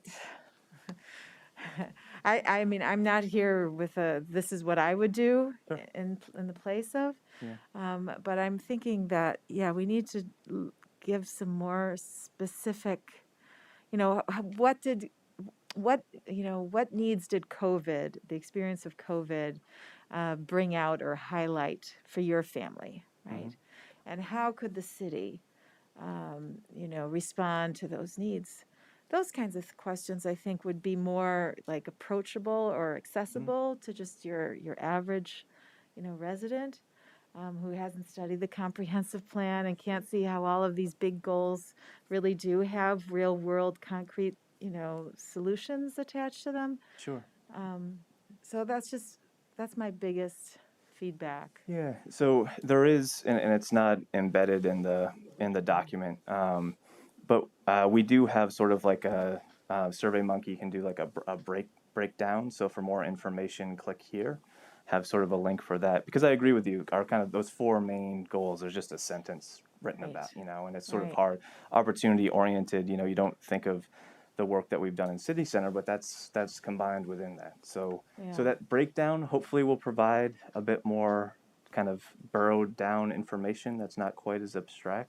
Yeah. But to your point on the ARPA question, I mean, I think there's a question. I think it's question. Question 4 asks some of those things. Some of those things, but Yeah. the 2 and the 3, I don't know how people can really grab onto those things. Yeah.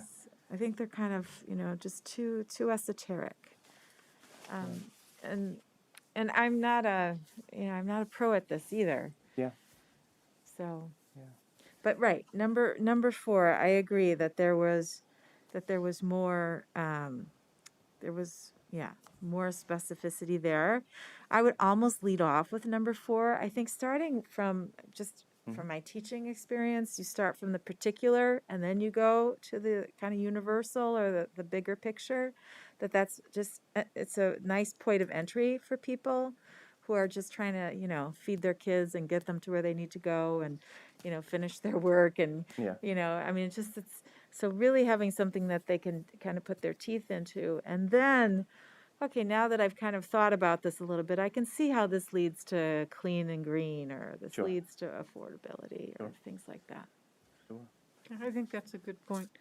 I also think, relative to your suggestion, Megan, about trying to elicit more specific feedback from a family, more specific, Yeah. that maybe after question 4, or somewhere in this, there's a place to write in, these were my personal issues Yeah. that might elicit the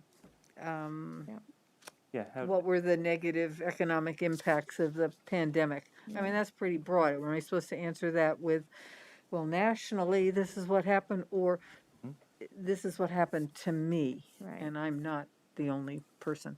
Yeah. So maybe a little bit more of that. I know that's harder to compile and figure out, what do we do with this information, but it could be important granular stuff that sort of helps you understand better. You may Yeah. not be able to pull one idea out, but You mean like list the top 3 or 4 ways that you were negatively impacted by the pandemic? yeah, For, you on a could do family something like basis, that. individual or family basis, like 1, I couldn't go to my work because I was sick, or 2, I couldn't get childcare because the childcare, Right. closed. 3, Right. whatever, Yeah, that's true. That then It's- you I mean, don't even have though to. we're talking about baby formula right Yeah. now, right? Yeah. So, I mean, and I think on top of that, just come off of the meeting with Charlie here, trying to get people into multimodal. Yeah. What would it take for you, right, to take the bus, right? What would it take for you to use our biking infrastructure? I don't know. There are just ways for us to kind of feed into our climate action plan that's being developed, the Vision 2050 for I-89. I mean, they're just, I don't know. Again, thinking about that comprehensive look that we're trying to, gain with regard to our parks, with regard to the airport district. How can these funds really serve? Yeah. And it's the language to it. Like, some of our residents don't speak English, Andrew, and No, so Yeah. how are we going to get to them? Yeah. You Yeah, know? absolutely. And that's something we've had a lot of conversations about at the staff level, because this is one of many sort of community outreach feedback that we're trying to get at this phase, and climate action is certainly one of them. The comp plan is kind of the big one. This is the $3 million. This is ARPA funding. Yeah. But we're having the same conversation for all of those, is how do we have the most equitable community outreach we can do. A retired sociology professor I happen to know talked about, you're only as good as your sample size, or your sample. Right. And whether that's an equal distribution across the demographics that you have in your community. So that's something we've brainstormed a lot about at the staff level, have some ideas that we've seen work over at the school district, as well as a lot of our regional partners are also wrestling with the same questions, and nationwide people are wrestling with these questions now. So trying to use those models. I think one thing that we identified as really important in sort of getting the word out, particularly on the survey, is to not sort of invite folks to an ARPA discussion at X time and X date. I can't imagine a ton of people want to do that in the summer, Right. summer months. But what can we do to actually get out into community, in these events or other opportunities that are out there, so we can be a part of that, places where people are already gathered. So that's sort of the second half of this, Megan, in terms of what we're thinking is, yes, there's the survey itself, and absolutely translated into other language, and our outreach on it available in other languages. to try and get that, equitable and, what's the word I'm looking for? Proportional. And those are big words for people. So, like improving broadband infrastructure. I know what that means, but does someone from Nepal know what that means? So, can you access the internet? Do you, just simple. People just say only poorly, yeah. Yeah, I mean, there's a little bit of tech speak in here that, that looks good in a grant application, but for the everyday, citizen who, doesn't work with Yeah, the sure. level of administration that you work with, Mhm. I mean, neighborhood improvement grants, like what the heck is that? Yeah. Is what I would hear people say. What will that do for me, right? Mhm. What's micro transit? What are micro transit initiatives? I mean, Yeah. that there are things that we kind of use as our lingo, but doesn't mean anything, Right. right? And we're really just people are just like, I can't even start. Yeah. Right. Yeah. In some ways, I think this is trying to do too much, because I'm not certain even I was thinking about using the ARPA funds to necessarily link up with our four goals in the comp plan. I was thinking of how would we use them, I mean, as they're required to be used, I think, in helping assist the city to make improvements that we identify as a result of COVID. And not that we want, a green community and the four principles in the comp plan. I mean, I know they're connected, but that's the macro look. And I mean, the title is almost misleading to me as a individual who hasn't sat at listened to our conversations. What are we talking about? You asked me about, are those the right goals for the next comp plan? Or are you asking me, how should we invest these ARPA funds in things that will improve our community? I mean, you've already listed ones that kind of connect to those goals.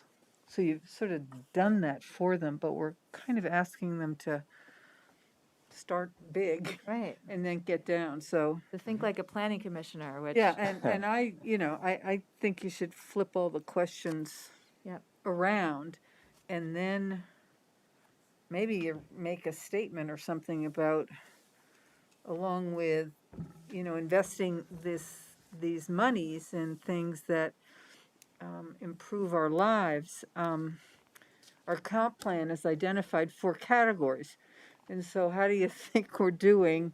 And then maybe you can ask, how do you think these ARPA funds may or may not support those goals? I don't know, again, and they'll probably leave some blank, right? But at least give them Yeah. answering questions with those easy, it's sort of the easier. the low hanging fruit questions where I understand that question. I can answer that question. Right. Whereas as you get further on, gosh, I mean, it's intimidating for people to respond to this kind of questionnaire too, so that's why I sent, it just happened to be in my inbox over the weekend. I sent to Jesse Citizen Lab out of Oregon, how to get just more, what's the word? Diverse responses to, and input and participation. And I don't know the cost. He said a 15-minute, just have a 15-minute conversation. I don't know if you even want to take it up as, or let me see what he has to say over 15 minutes, and then you can then maybe decide if you want to take it up. But I mean, it just seemed, when I looked at the brochure, and I forwarded it to you all, but I'm not sure you looked at it, that it looked really good. I mean, it really looked, this is the way to get people who usually don't come to the meetings, who usually don't run for office, who usually are working 2 jobs, who are, right?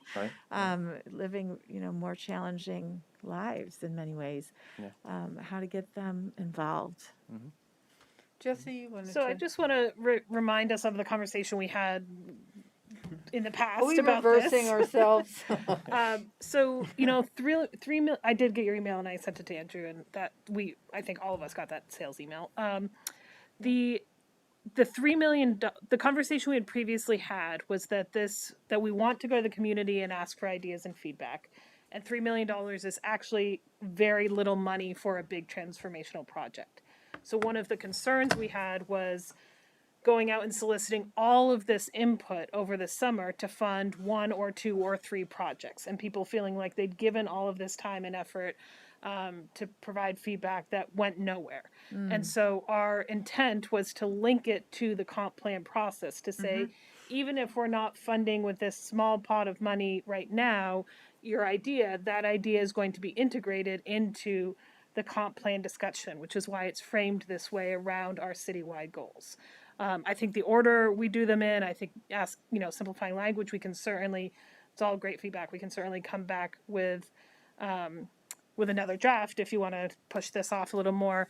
But that was the intent, was to directly link it to the comp plan so people felt like their feedback was heard when we were only going to fund a few things out of hopefully thousands of data points. I'm not sure it comes through the way it's written. I was just reminding you of what the council. Right, conversation no. was. That was brilliant of us. But You were very smart. I'm just thinking about how we get this Yeah, information from the public. And I mean, I guess I would ask that you sort of reorder it and think about however few sentences you need to link that to the comp plan and all the, I mean, we dedicate lots of dollars in our budget to achieve those 4 goals. Yeah. So it isn't like we're not going to do anything unless we have more than, I mean, $3 million is not all that we do to achieve those things. So it's really kind of where do we need to focus that one-time money to kind of make a difference to advance those goals. And It so I might be think that's what's childcare. missing is that, at least to me, the connection of, so what are you asking me? Okay, here's the ARPA money, and then this is how it's connected to the comp plan. And are those goals still we're sort of asking them, do those resonate with you still? And have we made any progress? And then, maybe you end it with, and the $3 million is potentially going to enhance some of them, but it's not going to do all of it. And make that really clear. Yeah. Do you think that's doable to sure. change Turn the it language? around. And Yeah. Sure. I mean, something that, I would bring back to the council and to the staff is, I just met a new family, moved into our neighborhood. They have daughters who are almost 4 years old. The husband works nights, she works days. They can't afford childcare. And they take care of the kids when they're not at work. So when do they sleep? And when do they see each other? I mean, this is the life of a lot of people. My husband and I did the same thing when we were young, a long time ago. And it's hard, especially for the one who works the nights. And that was my husband, too. And I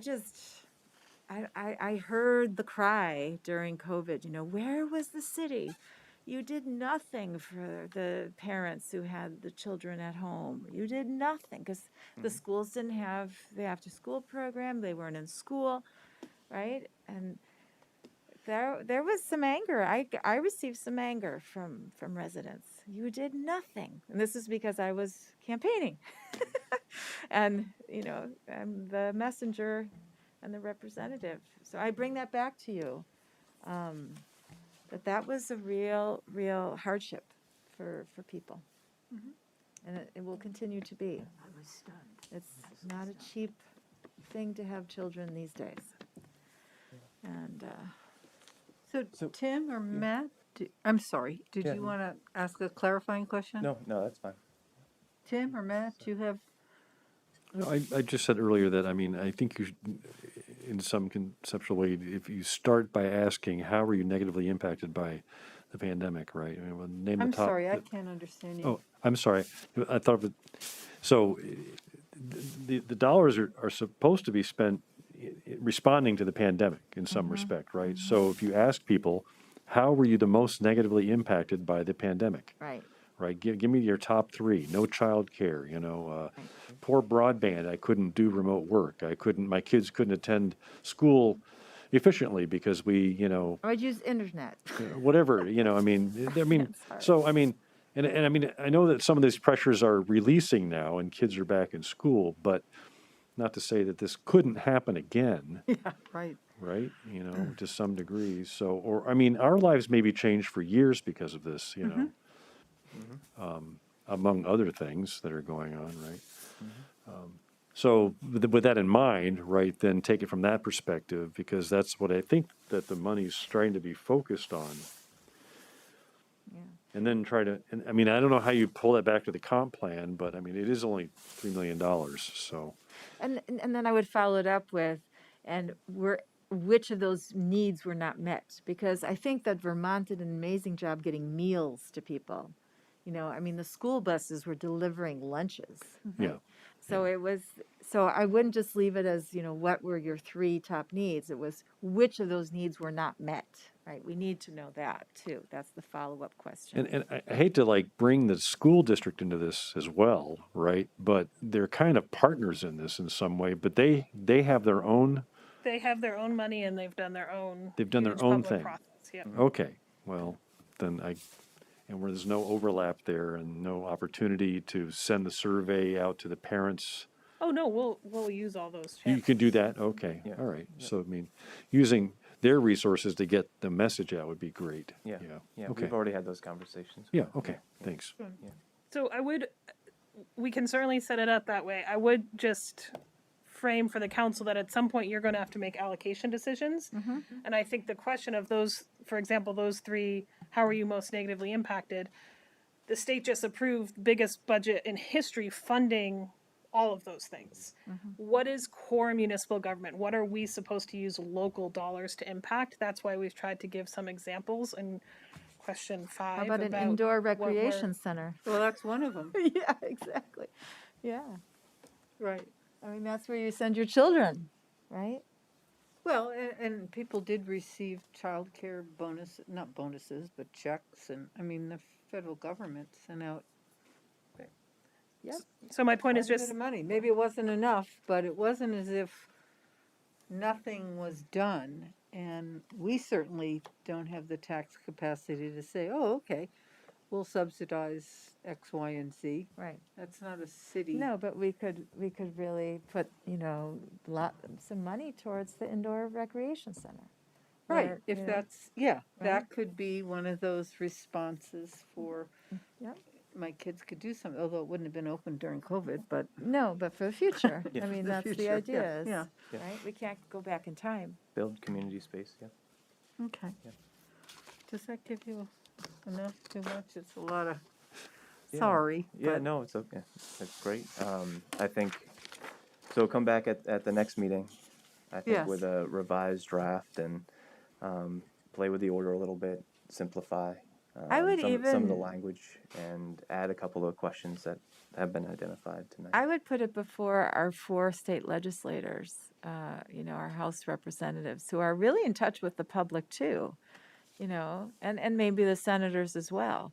And just have them, I mean, I can imagine that they'd have some good input if, we really do want to do it in-house instead of having, we're reinventing the wheel perhaps here. And so, and that's a good way to do it. I mean, we definitely have talented, skilled people here. But I would put more eyeballs on it and, think more heads are better than one, Okay. All right, are we ready? Okay, we're ready. Item 12, approving the lease of 577 Dorset Street to the South Burlington School District. And Colin, are you gonna I'm always amazed when this is sort of within the city agreement. And it's 18 pages or something. I mean, I know you have to do that, but Gets it's paid by the page. exactly. But it always. My question about, part 13E with the liens, the mechanics liens, can we get down to the brass tacks on that right away? Absolutely. The fact that it's 30 days and most contracts it's 29 days. I really just can't, I can't. Well, we wanted to be generous.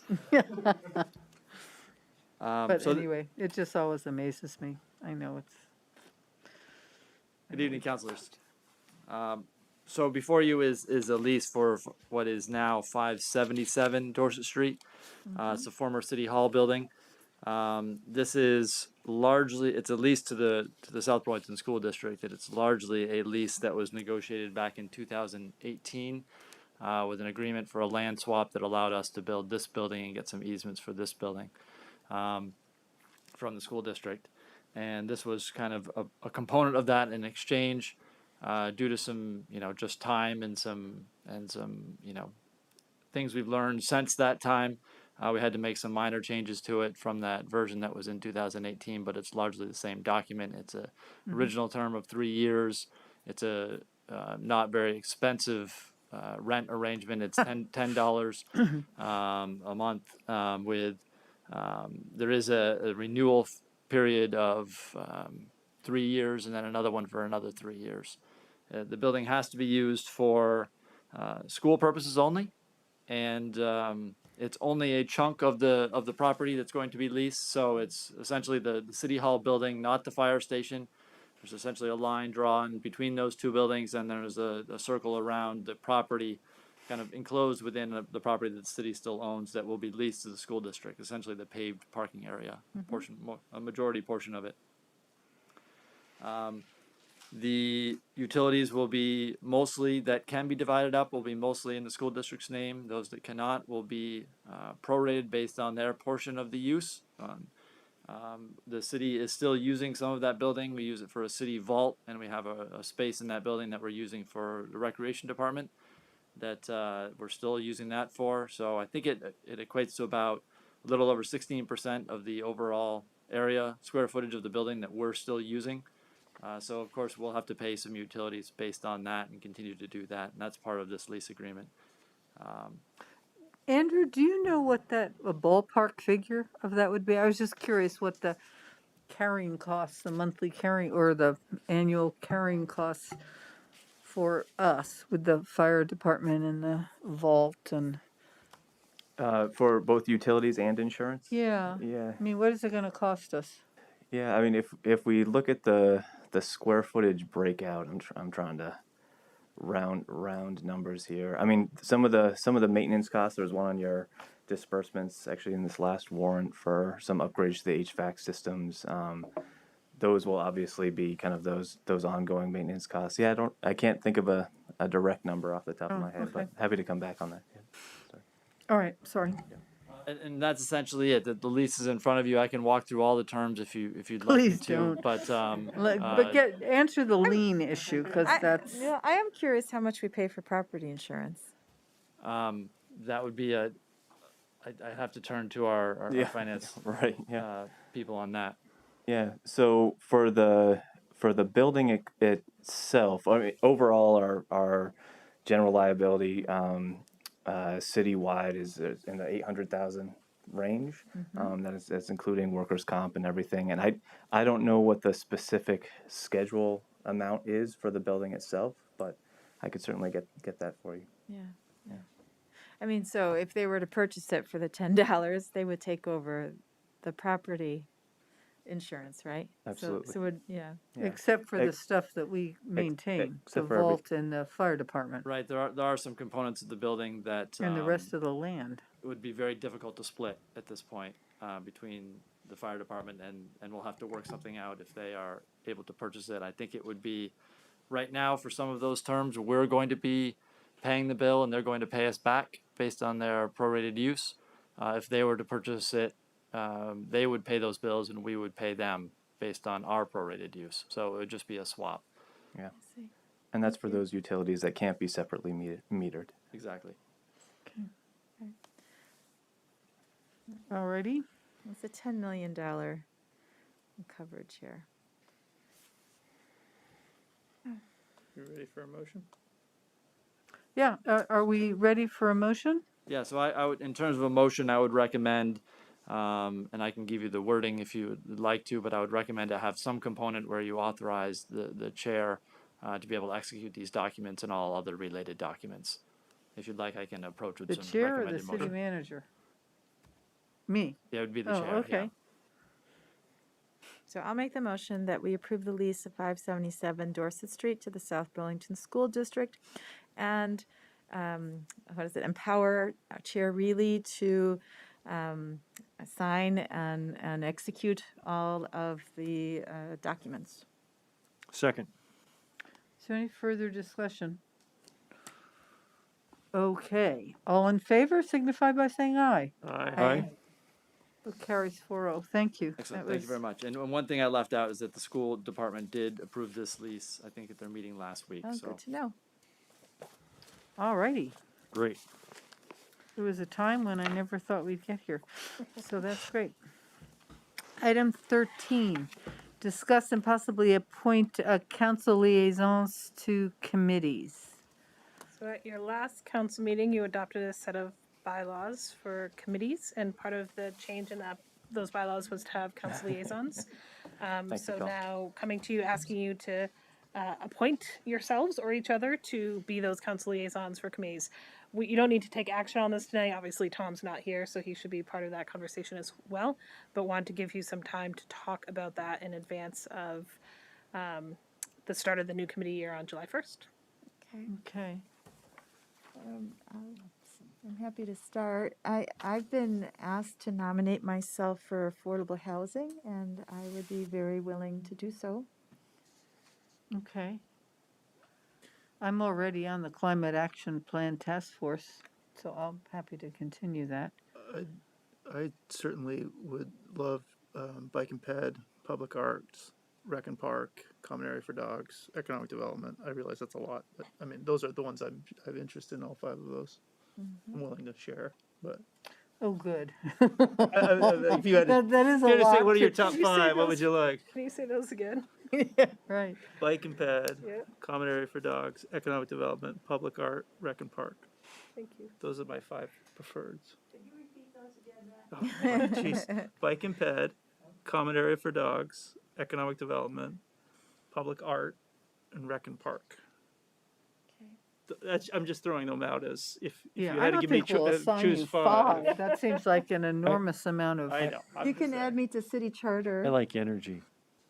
You like energy? But Want I energy? could be made to like other things too. Uh-huh. There aren't enough to go around, so. Yeah, how come your name isn't next to the Climate Action Plan Task Force, Helen? It should be. I Just mean, my it was just oversight. a mistake, so I asked her to. Did you hear city charter for me too? Yeah, that's of interest to me. I would be happy to do natural resource and conservation. I think that kind of.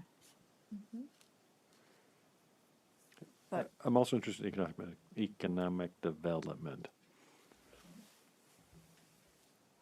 What can we give Tom? We have to wait for Tom. Okay. We have a housing trust fund. I'll do that too. I mean, there's 3 there. That's connected. Let's see, 1, 2, 3. A big one is 4, Rec 5, and Park. 7, 8, 9, 10, 11, 13 divided by 5. So it's 2 or 3 per counselor. Well, I have 3 already. Tim, you have pension. You said you Energy and eco.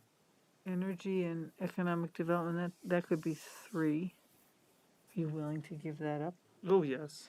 Okay. Yes, I'm just So what would be your top 3? top 3: dogs, art, bike and ped. Okay.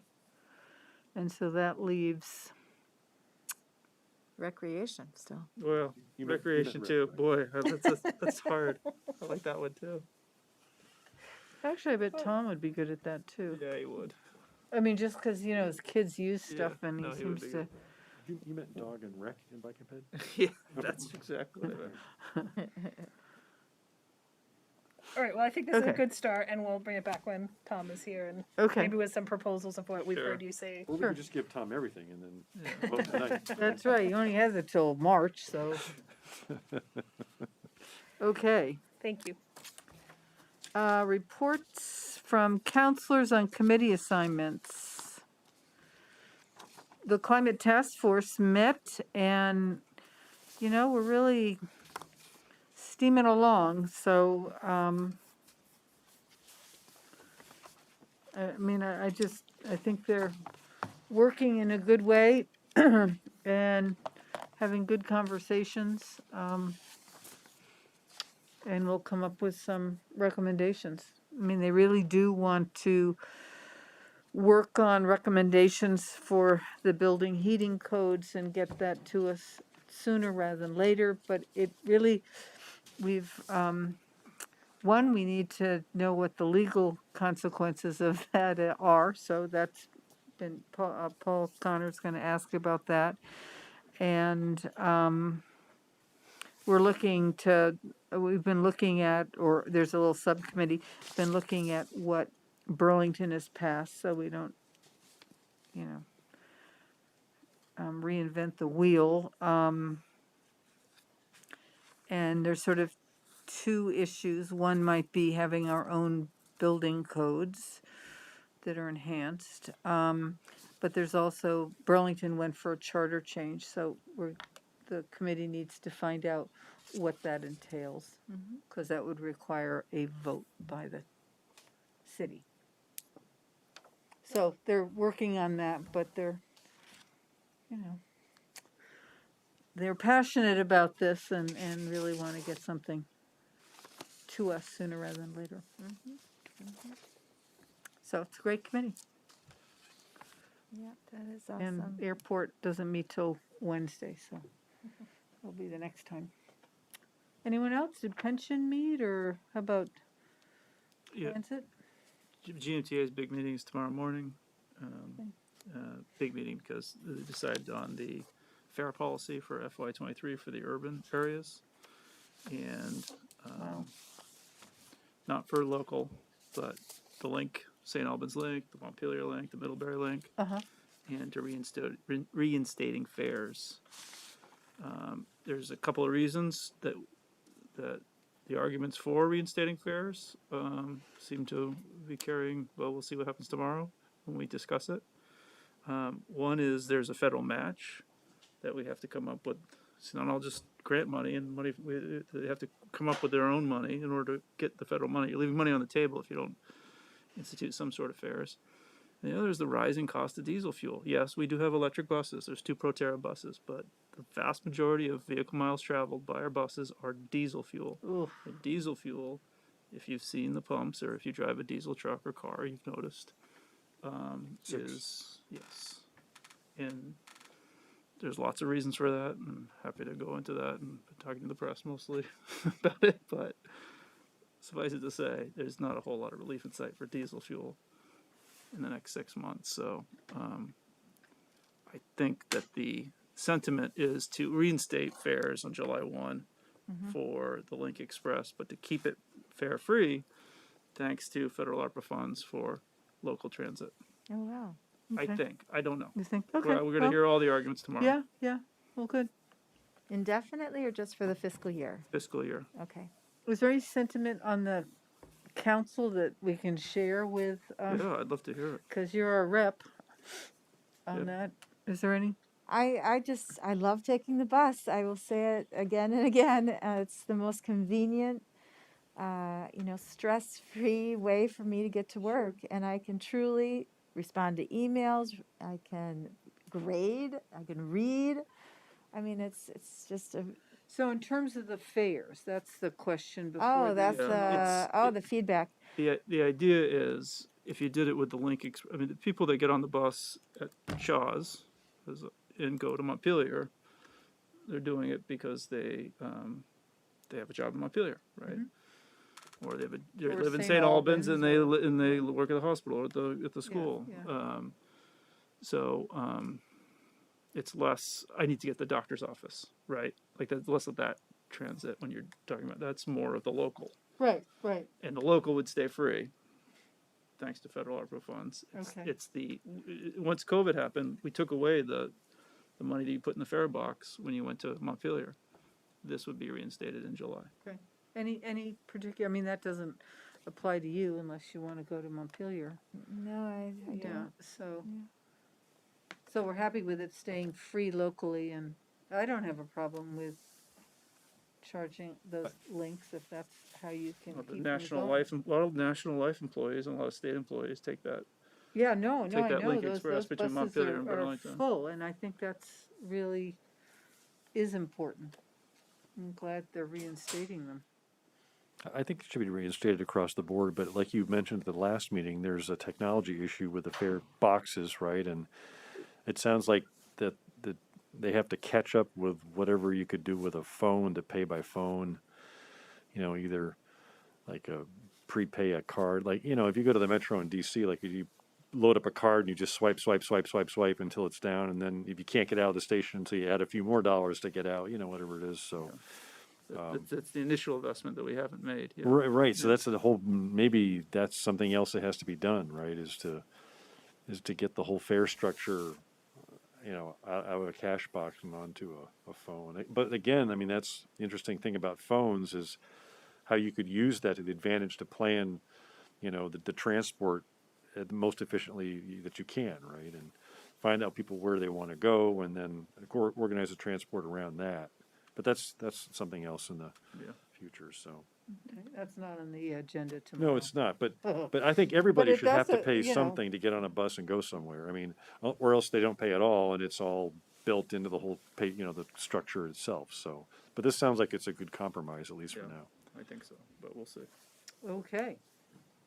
Is there any other business? I just wanted to, you've already received an email about the dumping that's gone on next to the airfield. I'm sorry, Sue. Yeah, Jesse has already received an email about some dumping that's gone on next to the airfield, next to the chain link fence, and there's a gorge there. It's just by Dumont Avenue. And I've been by twice. It does look like some has been cleaned up, but then more has been added. So it is a situation that is of concern to residents, and I don't quite know, I mean, there's a city sign that's actually, sitting there. Now people say it should go on Duval. I don't know where the sign goes, but it just seems like, there was gravel that was dumped there. A lot of the branches have been removed. Was this dumped by the airport? Well, or is this that's the the public contention. using it as a but there dumping seems site? to also be some public. There was like a wicker shelf that was there last weekend that clearly the airport would not leave there, right? So it's just someone needs to kind of be watching. And, with these little critter cams, there are ways for us to, keep an eye on things too. It just,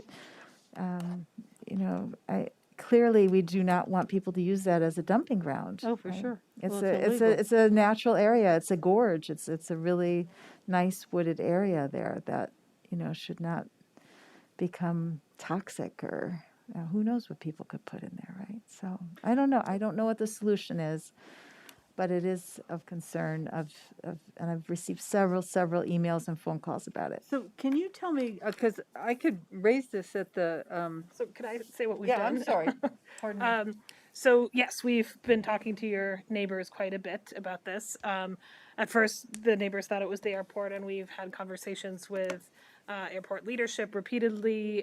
They believe it may have been one of their staff initially, and that has stopped. And we did site visits with them, so they understand the real concern and understand where they need to dispose of their refuse. So now it's becoming a police issue. They are monitoring and patrolling and trying to figure out who actually is doing it. Okay, So that's where we are. Okay, there we go. good. Any other business? When is Swift Street going to be paved again? May Swift May, Street right? is going to be paved on May 19th. 19th. Okay. Coming up. Yeah, okay. All righty, so item 16, consider entering executive session for the purpose of discussing land acquisition. So I have a motion. Mm-hmm. I move that the council enter into executive session for the purpose of discussing the negotiation or securing of real estate for purchase or lease by the city of South Burlington, inviting in Jesse Baker and Colin McNeil into the executive session. Second. Can you add Andrew? Can you add Andrew, please? And Andrew Oh, as and well? Andrew Bullock, sorry. Okay. Second. Okay, all in favor? Aye. And I will give this to There's just one motion? Is there just one motion? Sue. Okay, can add your name into it. Is there a second motion? Oh, just one, okay. So we will not be returning, so good night all. We're on the Yeah. Thanks for